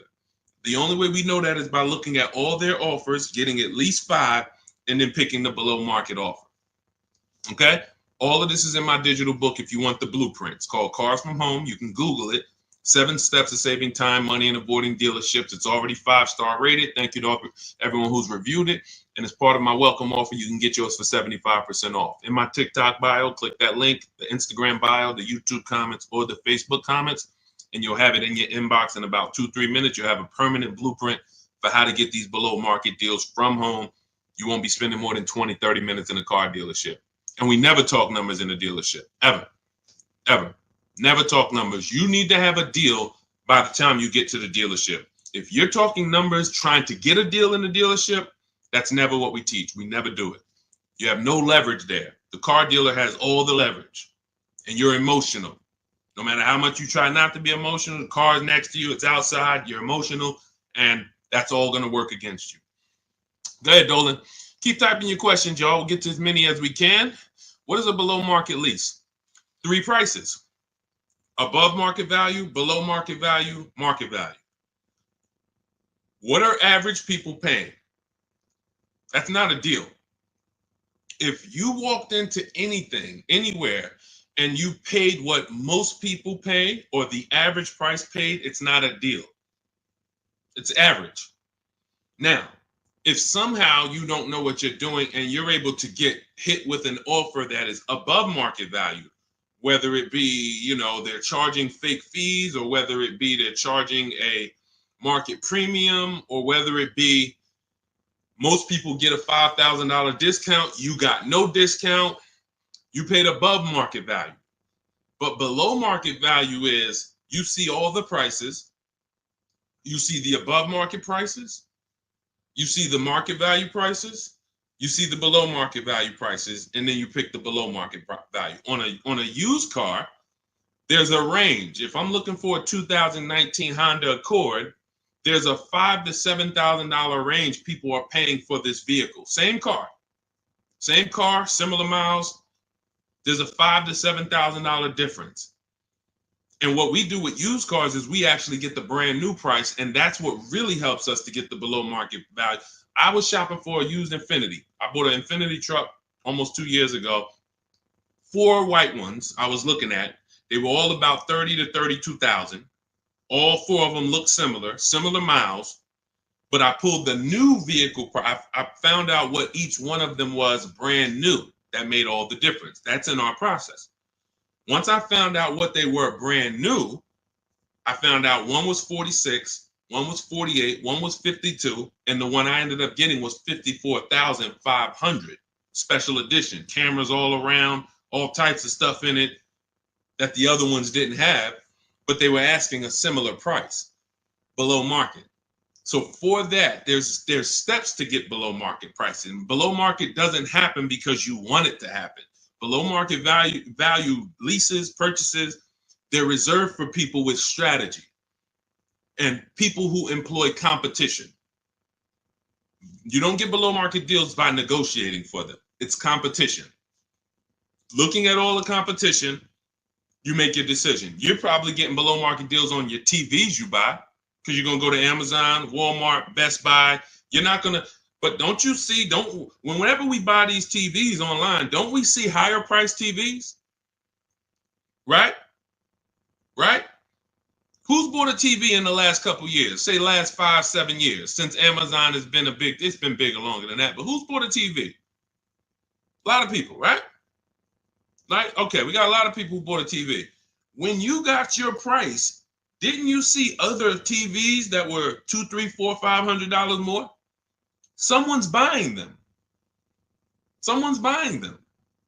You go into Walmart, you see TVs that are lined up that are a whole lot more. Man, these TVs overpriced. Someone's buying them. So that, especially with cars though. And that's why you have to prove to yourself what below market deals is by shopping the market. And, we feel we have the best system to do that because we've helped more people do it than anyone. There's no one who has an official system for putting dealers against each other and creating competition like what we do, the Cars from Home system, be it in my book, be it in my coaching program, depends on how you like to learn, but all that info is in my bio. For those who want to know about my coaching program, where you want videos and you want to work with me directly, you can go to shopwithdeshone.com or you can go to my bios there. I don't care how you do it. And I'm going to continually say this. I don't care if you don't do anything, if you don't do it my way. But if you call around and you get multiple offers and you want to talk to dealers, I don't care. My biggest thing is you pay below market value. That's all I care about. I'm just going to give you my options on if you want to do it my way without talking to dealers. Here you go. But the biggest thing is do it. Okay? Go ahead, Dolan. Shoot the next one up. Let's go. Keep typing your questions. EHH, good to see you. Bernie Watt, shout out to the people checking in on TikTok. I see you, Nans. Good to see you. Good to see you, Michelle, 423. High mileage driver, limousine service. Should I do a used car lease? Not really used car leases out there. You're going to see people have tried it. Lexus tried it. BMW tried it. But we can't employ competition because there's not a lot of options. You're going to find that in a lot of cases, used car leases can be, they're made up prices. It's tough. It's hard to know if you're overpaying. But if you do find one, it's worth considering. But again, I'm not going to make a deal without having other offers. So 99 times out of 100, leases are brand new cars. And I don't want to assume anyone knows that. So that's a good question. Leases are brand new cars. That's another benefit of leasing. You're driving brand new cars. You're the first owner. Brand new car smell you're getting every 3 years, and you're paying cents on the dollar compared to what people are paying to purchase them, as long as you're getting below market leases. So if you know how much you're going to drive, I will be leasing. If you know I'm going to drive 25,000 miles a year, I'm going to drive 20,000 miles a year, in most cases, then I would be leasing. Now, if you go below that, you could always sell the lease. I know some of you don't know about, most of you probably don't know you could sell leases. We've been doing it for 3-4 years. It's always been allowed. But, during the pandemic, I saw the opportunity for us to make thousands of dollars selling our leases. And made lots of videos about how to sell leases. And a lot of people came and sold their leases when the market was hot and high. And some people made $7,000, $10,000, $12,000, $15,000 selling their leases. So although values are not that high, we still do a check before we return our lease. So if you're under miles, or for those of you who you only drive 5,000 miles a year, the minimum lease might be 10. You're just going to sell that lease at the end and make money on it. So, this is all in my book. That's step 2. We call that the equity assessment. We never return a lease without doing an equity assessment to find out if the market value we could sell it for is actually higher than the payoff amount. So, but yeah, what I would do is I would spend the time considering, can I plan my mileage? Can I predict it? Now, let's say you can't. Let's say you're like, Deshone, you know what? Some years I'm going to do 20,000 miles. Some year I'll do 40. Then I wouldn't tell you to lease. I would tell you to make sure that your loan, I want you to forecast. See, with a depreciating asset, what the people who learn from me, you're learning to forecast. You must forecast with a depreciating asset because you lose in the short term. When you buy it, you lose. So if you went to buy a stock and they said the stock's going to drop in the short term, but in the long term, it'll come back. In the long term, it actually makes then picture you trying to buy them and flip them in 2, 3, 4 years. You're going to just lose money, lose money, lose money. That's what people do when they buy cars that they only plan to keep for 4, 5, 6 years. You're losing in the short term. The depreciation is killing you, and it's killing your finances. So now you forecast out. How long am I going to keep this car, this limousine? You might say, all right, 4 years, I'm going to turn it. Your loan shouldn't be more than that. You should always, and this is for Uber drivers, Turo drivers, people who can't predict their mileage, always plan to take a loan that by the time you go to replace the car's paid off. Because what a lot of you are doing is you're taking regular loans, like average people like us, 5-year, 6-year loans. But you're not an average person. You're running a business. When you take a 6-year loan as an Uber driver and you look up in 3 years and you have 120,000 miles on your car, now you're like, okay, I think I want to replace this next year. I'm going to get me a new one. Now you're going to have 150,000 miles. Problem is your loan is still $10, $12, $15,000 that you're going to owe. So you pushed your losses to the back. You looked at the monthly payment. If you'd have just took a 2-year shorter loan, 4-year loan instead, yeah, but the payment's going to be $700 instead of $500. Okay, $200 more a month, but 4 years, you have no negative equity. Not only do you not have negative equity, you got an asset that you could probably sell for $5,000, $6,000. Instead of, oh man, all right, yeah, my payment was $200 a month less, but then when I go to replace the car, I got 15,000 negative equity. So you're jumping over dollars to keep the pennies. That's what you're doing. So your loan should match the time where you're going to replace your inventory. Okay? Good rule of thumb. Go ahead, Dolan. Next question. Carla, thank you for sharing. I see you. Shout out to the sharers. Shout out to everybody running the likes up on TikTok. Appreciate y'all. It's just good. I just want to show my appreciation to the people who help move this broadcast forward and help us spread this message. We can't do it without you. That's all I want to just say. Go ahead. Matthew Williams, when buying a vehicle, is your credit score taking a hit? And how often are they checking your credit? So we teach something called the bank bidding war. In my book, when you get my book, you get the bank bidding war blueprint because I haven't added it to my book yet. I see you, Pool73 on Instagram. We got you. Make sure you pull Pool's question in. Dolan, shout out to the people on Instagram.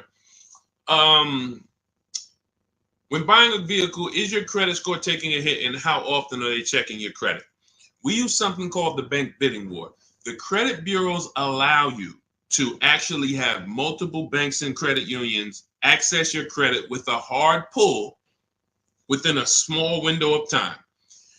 14 to 45 days is what they say. You can Google this and you can prove it to yourself. Now, we don't even want to play with 14 days because I like the idea of making sure if you give me a minimum of 14 days, let's do it in 2 days. Now, they're going to allow you to have multiple people access your credit because they consider that rate shopping. If you're going to get a loan, rate shopping is, I'm going to give Bank of America a chance, credit unions a chance, I'm going to give the dealers, banks a chance, but it has to be within a small period of time. And you cannot go from this dealer, here, run my credit, and then go to this dealer, run my credit. That's not rate shopping. That's car shopping. This dealer here is running your credit, that dealer's running your credit, you're going to get banged out. So what we do is we don't let anyone run our credit until after we've already found the car. See, because the banks don't want you shopping. And my goal is to get you to understand the banks are not your friend. You may think the bank, oh, this is my bank, I've been working with them. Listen, they're not your friend. If they weren't making money on you, they wouldn't be doing business with you. So the money in loans is so big. There's so much money in loans. It's amazing. Why do you think banks are rich? Like, why do you think banks are in the banking business? They don't sell cars, they sell money. So what you want to do is realize that if banks don't want me to shop around, what are they going to start doing to keep me from shopping around? Well, they're going to give me a hard credit pull to get a pre-approval. Who's seen that? Hard credit pull to get a pre-approval. Stay by your keyboard, y'all. Remember, new people, we dialogue here. This is what we do. So you got to stay by your keyboard if you want to get the most out of what we do here. Hard credit pull, pre-approval, it's trash. Because now they've actually pulled your credit with a hard pull. The minute they pull your credit, they start the window of the rate shopping window is open. So that means you only have a certain period of time to have anyone else access your credit before that window closes. And those hard, that, if your credit score is going to drop 10 points for that hard credit pull or 8 points, whatever it is, If you do it again outside of that window, it's going to drop again. So we don't ever do hard credit pulls for pre-approvals. We always need to get a pre-approval with a soft credit pull if it's available. If not, then we use a tool. In my book, I have a calculator I created. It's called the Perfect Budget Calculator. By the way, in that book, I have 5 calculators I created. You can't find them on Google. That alone is worth the price of the book. Different calculators. We counter dealerships with. We buy used cars. You get to a part and you're like, wow, I've never seen a calculator like this. Yeah, because we invented it. So we use the Perfect Budget Calculator. We take the average rate in the market and we budget. The budgeting tool actually tells you exactly what you can spend on a car, gives you multiple goals, so you're always below your maximum, and then you go shop. Because the only purpose for a pre-approval is budgeting. That's it.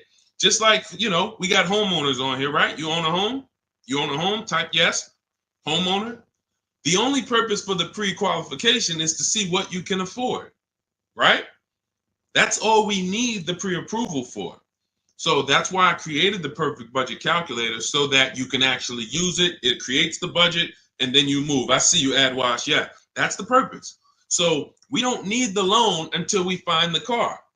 Just like with the house, I don't need the loan until I find the house. What I need is a pre-approval or a pre-qualification so I can budget. Then I go shop. Once we find the house, or find the car rather, that's when we now come home, we bring that paperwork home, and we let all these banks and credit unions bid, and we compete and let them compete. This person's going to give you 7%. This person's going to give you 5.9%. This person's going to give you 9%. And all of these people are going to compete, and then we let the dealers compete, and we see who wins. We never pick anyone to do our business with until they win a bid. That is the Cars from Home system.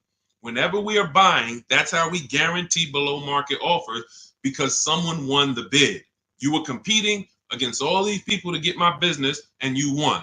You were competing to buy my old car, you won. That's how we do. So that's the bank bidding war. You find your car, then you come home, call your bank, your credit union, online dealers, online bank, you let them compete. So when you get my book, you get the bank bidding war blueprint. If you want me to spell this out step by step for you, where those of you who are financing, you'll have 3 rounds of the bank bidding war blueprint.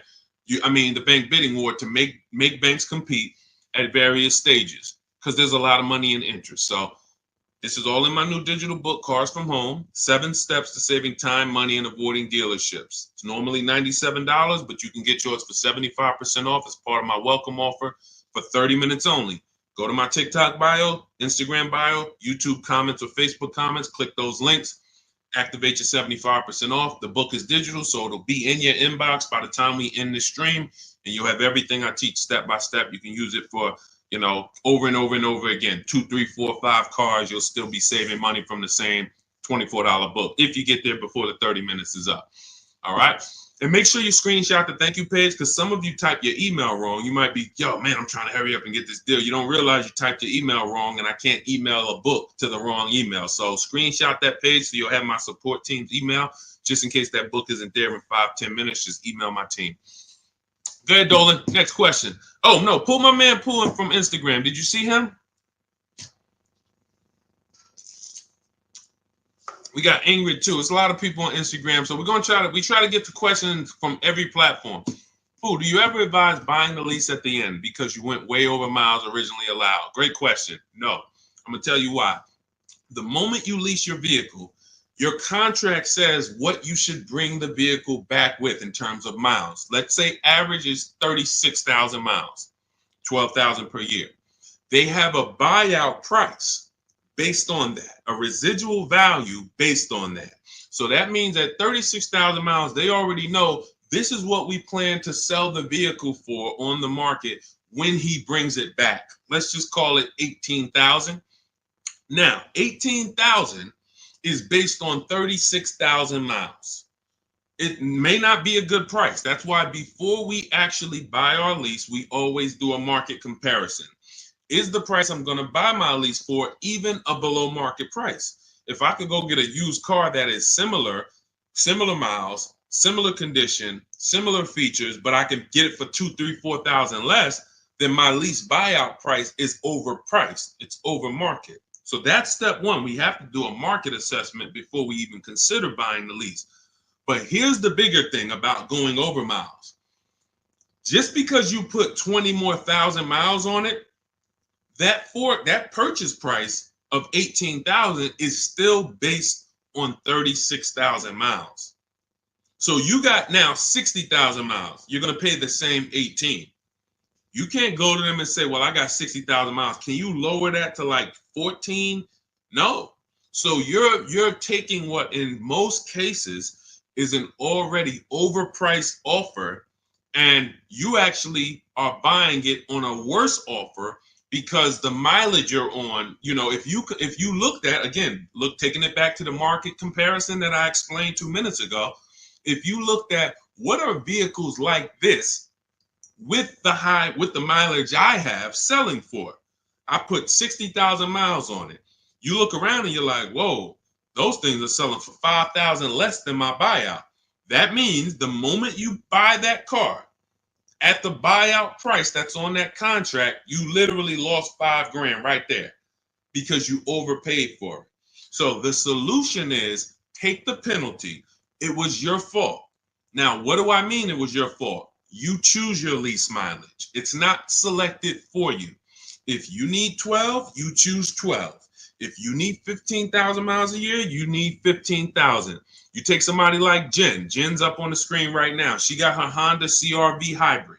$512 a month. She got a below market lease on this. This is one of the most popular hybrid vehicles in the market. $512 a month, no money down. She adjusted it from 12,000 miles a year to 18,000 miles a year. So she's paying $563 a month, $50 more, but she gets to drive as much as she needs to. She's driving 18,000 miles a year for $50 more per month. So a lot of people who you'll hear talk about their lease experience and tell you don't lease, they took the 512. They would look at the lower payment, never adjust it to what they need, and then they end up telling you don't lease because I got a bill for the mileage. No, you got a bill for the mileage because you signed a contract.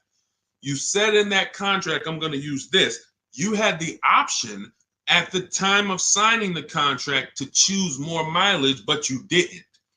And then you went over the mileage you drove. So therefore you paid for that. So I would always take the penalty. You can actually do a deal where you actually shop for a car, and the best offer you find, you can actually have them cut a check to the old company. So let's just say I had a $3,000 bill coming, a $3,000 mileage penalty bill coming. I find a car like, let's say I'm shopping like Zafrina. Let's take Ansley. Ansley right here. He got a $58,000 lease on a 2024 QX60. $554 a month. So that's what we call an under 1% lease. You're driving a almost $60,000 vehicle. You're paying $554 a month, no money down. So let's say I got a $3,000 mileage bill. If I'm Ansley, I'm gonna shop, get my best offer, and then I'm gonna say, hey guys, I need you to cut a $3,000 check to my old leasing company, because I don't want to pay that mileage. Now, what's going to happen is my payment is going to go up because they need to build that into the sales price, but I don't need to come out of pocket with it. I don't need to come out of pocket with it. Now, if you could come out of pocket with it and write it, some of you could actually do a payment plan if you want to do that. That's fine too. But I'm talking to the people who you're like, all right, I don't necessarily want to come out of pocket with the penalty that I'm going to get for the mileage.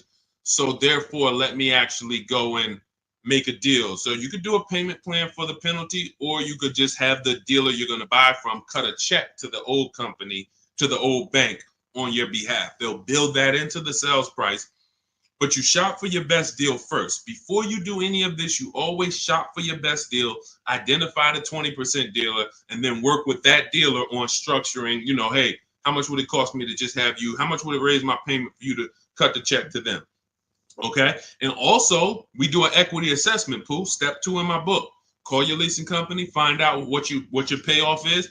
Go to our 6 sites, not our 6 sites. Go to these 6 sites we get offers from: Carvana, Driveway, Kelly's Blue Book, Instant Cash, CarMax, Car Gurus and Auto Nation, maybe you can sell the car and come out with a lower penalty based on selling the car. Because if you sell the lease, there's no penalty. So, but you know, if you could sell it for 20, but you owe 21, then you just cover the difference and you pay the 1,000. So again, this is how we work with people. There's a reason people work with me. I'm not just a regular guy, and thank God I spent a lot of time learning this business, and I spent a lot of time in dealerships people can't work at. That's really the fact. A lot of the dealers, when I went to Mercedes, Ray Catena, if I hadn't worked at Ray Catena, I wouldn't know this. I went from being a GM salesman to Ray Catena said, listen, if you're going to work here, you know, we don't have finance managers. You're going to be the finance manager. You're going to have to get the customers approved. You're going to have to understand the rates residuals. This is stuff I didn't do at GM. And so I thank God that was a blessing for me to start my career with Mercedes at Ray Catena. Yankee Stadium, top 3 dealers in the country. You know, so when car salesmen hear me talk, it's like they don't understand it. And I get it. They're not trained the way I was trained. They didn't work where I worked. They were trained to just go get the numbers from the manager. That's why I could explain this from a financial standpoint. And this is what we do. So if you want to understand more about, you know, you want the step-by-step blueprint, grab Cars from Home, 7 Steps to Saving Time, Money, and Avoiding Dealerships. That's my new digital book, 5-star rated. You can get it for 75% off. It's normally $97, worth every penny. But as my welcome offer to you, you can get it for $24, 75% off if you get to my TikTok bio, Instagram bio, YouTube comments, or Facebook comments before 30 minutes is up. Once 30 minutes is up, price goes back to $97. Welcome offer is gone, and it's still worth it. If I miss the welcome offer, I'd still be grabbing it because, again, the $24, the $97, the thousands you're going to save on this, the first car, avoiding mistakes and getting below market deals, you'll 10x. Minimum, you'll 10x what you invest in the book. Minimum. It's not even a question. All right. And let's go, Dolan. Keep it going. Great questions today. I'm really liking this. If you're getting value out of the stream, y'all type some dollar signs. You're getting value out of what we're doing. What's up, Leo? What's up, Rick? Shout out to the people tapping in on TikTok. Shout out to the people running the likes up. Y'all keep running the likes up. Every time y'all run the likes up, y'all let TikTok know that we're talking business over here and that they need to get more people over here. So every time you tap the screen, some of you like, how do we run the likes up, Deshone? Just double tap the screen. Just double tap the screen. Yeah, shout out to everybody who is supporting the broadcast. Let's go. Go ahead. All right, and you know what? And I usually look, and here's the thing. I'm going to tell y'all this, and I just thought of this. I'm going to give and prioritize answering questions from the platforms that are the most engaged. Because I see we got people on every platform, YouTube, Facebook, Instagram, TikTok. People not engaged and they not, look, I see a lot of people on Instagram commenting, liking, sharing. I see a lot of people here. Dolan, when we see the question, when we see people engaged, because people be sitting back on the, you know, playing video games and got us on the same time. We got to give our attention to the people who like, yo, let's go. We over here. Thank you, Big Mike. Shout out to the sheriffs. I see you on TikTok. Go ahead, Dolan. All right, here we go. When you lease, can you only deal with that dealership? Well, we never lease without a dealer winning the bid. So I want you to think about it like this. Whatever car you choose and you want to lease, that dealer, that car is all around the country, sprinkled all around the country. That dealer might have more than one, but in the state alone, there might be 10, 15, depends on the car. Now, when you look at the car, do you have to realize it's like when you go into the store and you're looking at spaghetti sauce. You go in the ShopRite, spaghetti sauce is $4.99. You go into Pathmark, it might be $6.99. You go into Stop and Shop, it might be $5.99. The exact same brand, same product, but it's a different price. You go on Walmart.com, you see it's on sale today for $2.99. Different prices at different places. So you don't have to service from there. Whoever wins your bid to buy your car, you don't need to service from there. You literally can buy from who wins the bid. You service from where it's the most convenient. If a dealer an hour away won the bid, that's who you buy from. But that you could service right up the road. Okay, I don't know if that was the question you're asking. If you want to ask a follow-up, Ingrid, feel free to ask a follow-up. Go ahead, Dolan. I see you. She's like, I'm paying attention. Car Merch Corner. Is it a good deal for $13,000 off an MC20 special? I can show you better than I can tell you. Let's just say, right, Sean's thinking like you. Sean's like, man, I got this dealer offering $13,000 off. That sounds good. Well, let's look at his F-150 Lightning XLT. He ended up getting over $20,000 off, almost 21. Had he took 13 from one dealer, he would have been leaving $8,000 on the table. He would have overpaid by $8,000. And this is why I say negotiators pay market value. Because I'm sure you negotiated for that $13,000 off. I'm sure you didn't walk in and just say, hey, give me a price, and they gave you $13,000. You probably spent time, energy, and money to get that $13,000 off. But if Kimberly had done what you did on her Maserati, her $86,000 Maserati, she would say, oh, $13,000 off. That sounds good. That just sounds good. Then she wouldn't have got her $20,700 off. Now, how do we know these are the below market deals? How do we know that $20,000 on Kimberly and Sean's deal was the below market deals? And it was. How do we know it wasn't more money? Like Milligan.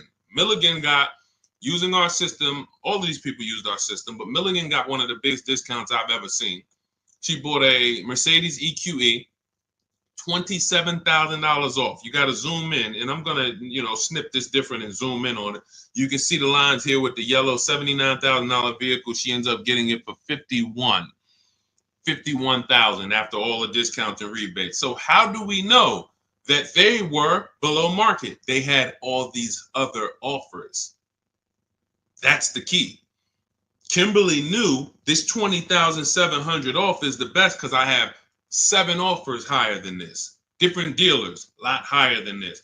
Now, if you told me, Carshare, Deshone, $13,000 off a good deal, I got another dealer who's only giving me 10. I got another dealer who offered me 7 off. I got another dealer who offered me 5 off. Then I would tell you 13,000 is the win. Go ahead, grab it.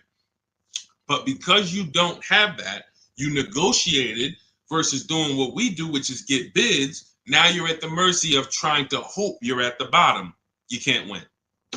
You just can't win. That's why negotiators pay market value and not below market value. You can't feel for the bottom.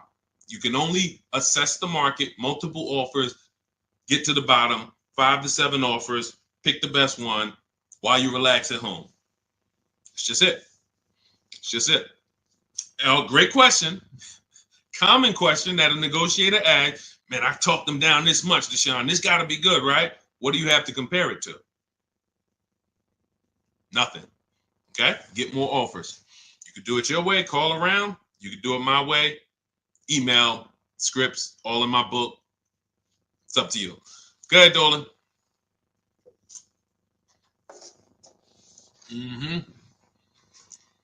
When over on mileage, does it make more sense to sell to a place like CarMax? I'm already over, so at this point, it's pay $7,000 or sell to someone else and have a $2,000 difference. My first lease, hard lesson. Great. See, I want to read this question again because see, I'm proud of you for even asking this question and coming at this the way you're coming at it, because that's what you do. When over on mileage, doesn't it make sense to sell to a place like CarMax? I'm already over miles at this point. It's pay $7,000. So if I return the lease now, I got a 7,000 mileage bill coming to me, or sell to someone else and pay the difference. In my book, I teach you how, when you have these types of penalties, or in this case, or in other people's cases, negative equity, you want to sell and pay the difference, because that's going to lead to the lowest amount coming out of pocket. So yeah, if you drop off your lease and they bill you $7,000, but you could have just sold it to CarMax and paid the $2,000 difference, way better way to go. And then, next time, let me get the mileage I need so that I don't have to deal with this again. But for getting out of it, 100%. All day long, I would sell to the highest bidder. That's going to give us the lowest amount of penalty, and then pay the difference and then do a fresh deal. That's it. Way to go. Way to go. That's called See, it's times where I was in Mercedes, right? And I had to sit down with a client and tell him, there's no way for you to escape the bullet. You're going to bite a bullet because the damage is done. The decision was made. Now what we're doing is trying to see what option allows us to have the least out of pocket, the lowest, the smallest bullet to bite. We got to bite a bullet. But $7,000 coming as a bill, that's a big bullet. $7,000 bill that you owe, big bullet. $2,000 to CarMax coming out your bank account, $2,000, small bullet. So the key with these situations is seeing what's the smallest bullet and knowing all the options so that you don't just say, well, I'm over. See, because watch this. Some people would buy that car. And what they would do is they would buy that car, pay, I mentioned this probably about 10 minutes ago, pay the normal buyout price, but except they over miles by, probably 40,000 miles. So a car that should have been 12,000, they buy it for 20, and now they're invested in that car. Financing those losses is horrible. That's a huge bullet. So there's all types of bullets, and what you need to know, and you already know this, but what anyone outside of you needs to understand is, when I got myself in these situations, I need to know every single option for getting out of it. Because if I could have paid $2,000, but I paid $7,000, or I paid $8,000 and financed it, that's just ignorance. That doesn't mean I'm stupid. There's a difference between being stupid and ignorant. Ignorant means I just didn't know. I was not aware, and it cost me. Now, Dave Ramsey calls it a stupid tax. I don't call it stupid. I call it you just didn't know. That's ignorance. That's why I make it my business to tell you all the options. In my book, I lay out all the options. And if you choose the wrong one or do the wrong thing, having all the information, now that's no longer ignorance. So great question. Great question. Go ahead, Dolan. Keep typing your questions. I see you, Shake Wash. Thank you. And it's Mercedes to my husband. Yep. I just said, you do private consultation. Shake Wash. We don't do private consultations. We have two things we do now. We have a do-it-yourself program. That's my book. This is great for do-it-yourself people who, Deshone, give me the blueprint. Give me all the steps. I will follow them to get the result. We have a done with you program where we work with people directly. And it's a different learning style. So instead of the books, we have videos and we have, I'm supporting people. That's a different learning style. You want to find out about that, you can go to my TikTok bio, Instagram bio, or Dolan will post a link, Shop with Deshone, in the comments on YouTube and Facebook.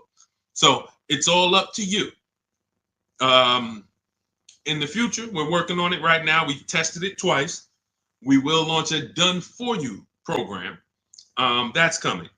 And the way we do it, we shop the entire market. We report the market to you, and then we choose the below market deal. Same thing I'm teaching you to do. So it's all up to, again, who the person is. But our mission was to be the most valuable company to the car buyer. So what we do is we take any style, and our mission is to put solutions out there so that anyone can get to, what they need to get to. So no one has an excuse. If Cars From Home is offering every single way, from an inexpensive way, do it yourself, to a little more of an investment, but it's supported because I don't care, because I know I'm going to save money, and the people around me know working with me, you're saving money. It's not even a question. That's what I'm known for. Before I came to the internet in New Jersey, my friends and family was calling me, listen, I need a car. Listen, they knew, call Deshone, call Deshone, call Deshone.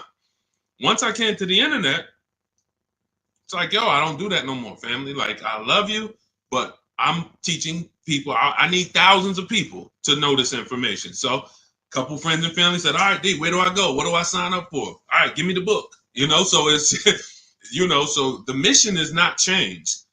It's just now we have to help more people. So, but yeah, I mean, there's no one attached to me who knows me who would be like, yo, knowing Deshone hasn't saved me $10, $15, $20,000 just knowing him when it comes to this car stuff. That's what I hold myself accountable to. All right, go ahead, Dolan. Jason Simmons, should I pay for taxes up front on my lease or have it wrapped into the lease payment? I would always shop for a lease with no money down. We shop with only, this is the structure we use when we shop. First month's payment only, out of pocket. because with a lease, you pay at the beginning of the month. So when you see these people, India, when you see these people, Zafrina, Ansley, they all are, when they say no money down, they're paying their first month's payment and then they drive off. If we can get a deal, between 1%, and a lot of these deals are under 1%. Some of ththese people got 0.88%. Zafrina on her Jeep, she got a 0.88% lease, $65,000 vehicle. So what our goal is, under 1.5% is the best offer after, because the lease programs change. So sometimes it's super, very, very hot vehicles, and the lease programs don't have much support.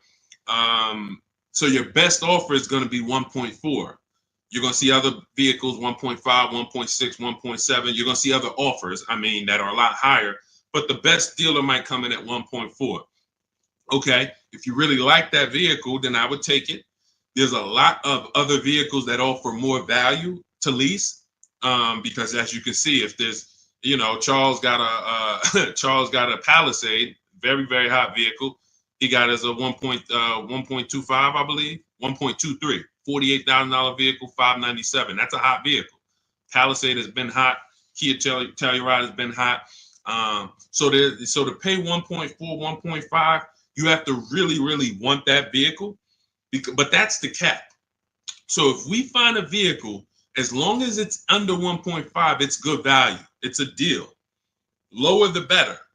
But down payment comes to affordability. That's all that matters when it comes to down payment. That's all. If you look and you say, all right, I shopped all my offers, I can see right. Let's just go back to Charles. Let's use Charles for an example on his Palisade. Let's say you're Charles. You use our system, you get all your offers, you see that your payment is $597 a month for this Palisade, $48,000, no money down. You might say, all right, I really want my payment to be, you already know this is a deal. It's already a deal. I could do no money down, but I want my payment to be really $500. All right, I'm gonna put money down and get it to $5. That's when you put money down. That's how you put money down. Money down is never buying your deal. And for too many of you, money down buys your deal, which is not a deal. You think, well, what's the payment if I put this down? You're not looking and basing it off of, man, I got a below market price. You're trying to buy your way into the deal. That's why when a car salesman talks to you, what's one of the first questions they ask you? When you look at a car, right? One of the first questions that they're going to ask you is what? Once you pick a car out, what are they going to ask you? Let's give everybody some time to type. What are they going to ask you? Thanks, AJID. I see you. Thanks, Big Mike. Shout out to the sharers on TikTok. And you know what? I might do this. We might prioritize people that share on TikTok. If you share and then you ask your question, you get first priority. Let me know if we can manage that, Dolan. Because I want to reward the people that share. Like, I want to reward the people that share. Good. Yes, how much you putting down? Now watch this. How much do you want your monthly payment to be? Yes, good one, Shake Wash. That's the related question because the car salesman wants to see, are you a payment shopper? Am I talking to a payment shopper? A payment shopper is trying to get to a certain payment. They're not concerned with how much the car costs. You could overcharge me for the car. That doesn't matter. Get me to my payment. That's why being a payment shopper is a dangerous way to move. That's why the way we shop no money down because it allows you to see what you're truly paying for the car. So now when we consider that there are going to be people who want us to get into monthly payments, now they're trying to get us to realize, well, you got a deal because I got you to your payment. No, you didn't. The deal is, did you pay market value, below market value, or above market value, regardless of the payment? If somebody went into a Bentley dealer, if we got a bunch of prices on Bentleys, all of us just got a bunch of prices on Bentleys, and we got a $200,000 Bentley, and they took off $100,000, $50,000 off. 50% off. We'd all be looking like, wow, okay, out of all these offers, that deal, this is it right here. The payment's gonna be $3,000 a month. The payment has nothing to do with whether it's a deal or not. So when we look at putting money down, it is only for our affordability. The deal process of getting a deal has nothing to do with the process of monthly payment association. Nothing to do with it. We need to find the dealer who's going to sell us the car for the lowest amount of money. If I'm buying a pre-owned car out of a 100-mile radius, what dealer is going to sell me the best pre-owned car for the lowest price on the market? If I'm leasing a Honda Accord, what dealer is going to sell me the Honda Accord within a 100-mile radius for the lowest price? If I'm buying a brand new, Kia Telluride, what dealer within 100 miles is going to sell me the Kia Telluride at the lowest price? If I'm getting a loan, what bank or credit union within 100 miles of me is going to give me the lowest rate on the market?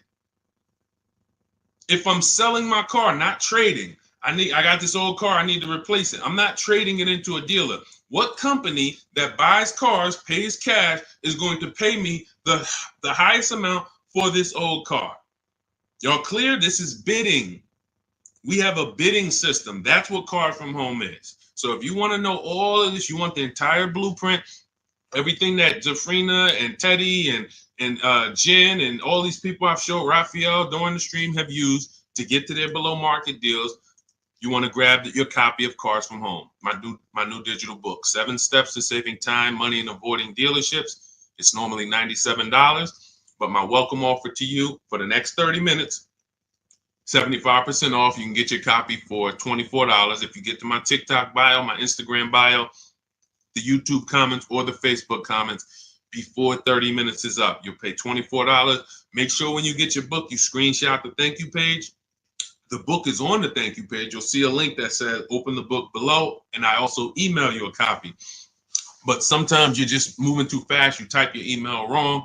We can't email a book to an incorrect email. So if that book isn't in your email in 5-10 minutes, I want you to email my support team so they can get your book to you, and you'll have these strategies for the rest of your life. And shout out to everyone who's reviewed the book. Use it. Make sure you email me your deals when you make them. Send me send me the list. Hey, D, look at what I got, man. I got all these offers. Look, man, and I know you did it when you say, hey, I did it. 90% was from the house. Soon as I know the people who use it, because the minute I've seen people who say, man, I went in the dealership, I used all your stuff, and I got this deal. No, you didn't. Sorry, somewhere along the lines you missed it. You might have been trying to go off my social media videos, but you didn't use our system because we're not making deals in the dealership. When I see people that say, yeah, man, the dealer 45 minutes away, I had to drive to get this. There you go. You use the system. When they say, yeah, I did this all from home, they even delivered the car to me. Yeah, you use the system. And you say, man, I looked at 17 used cars. I narrowed it down, and this one had this original price. Yeah, you use the system. It's stuff I hear that I could tell when people use the system. So go grab your copy. Shout out to everybody who checked in. We'll see you on another stream. Keep on learning so that you can relearn. God bless.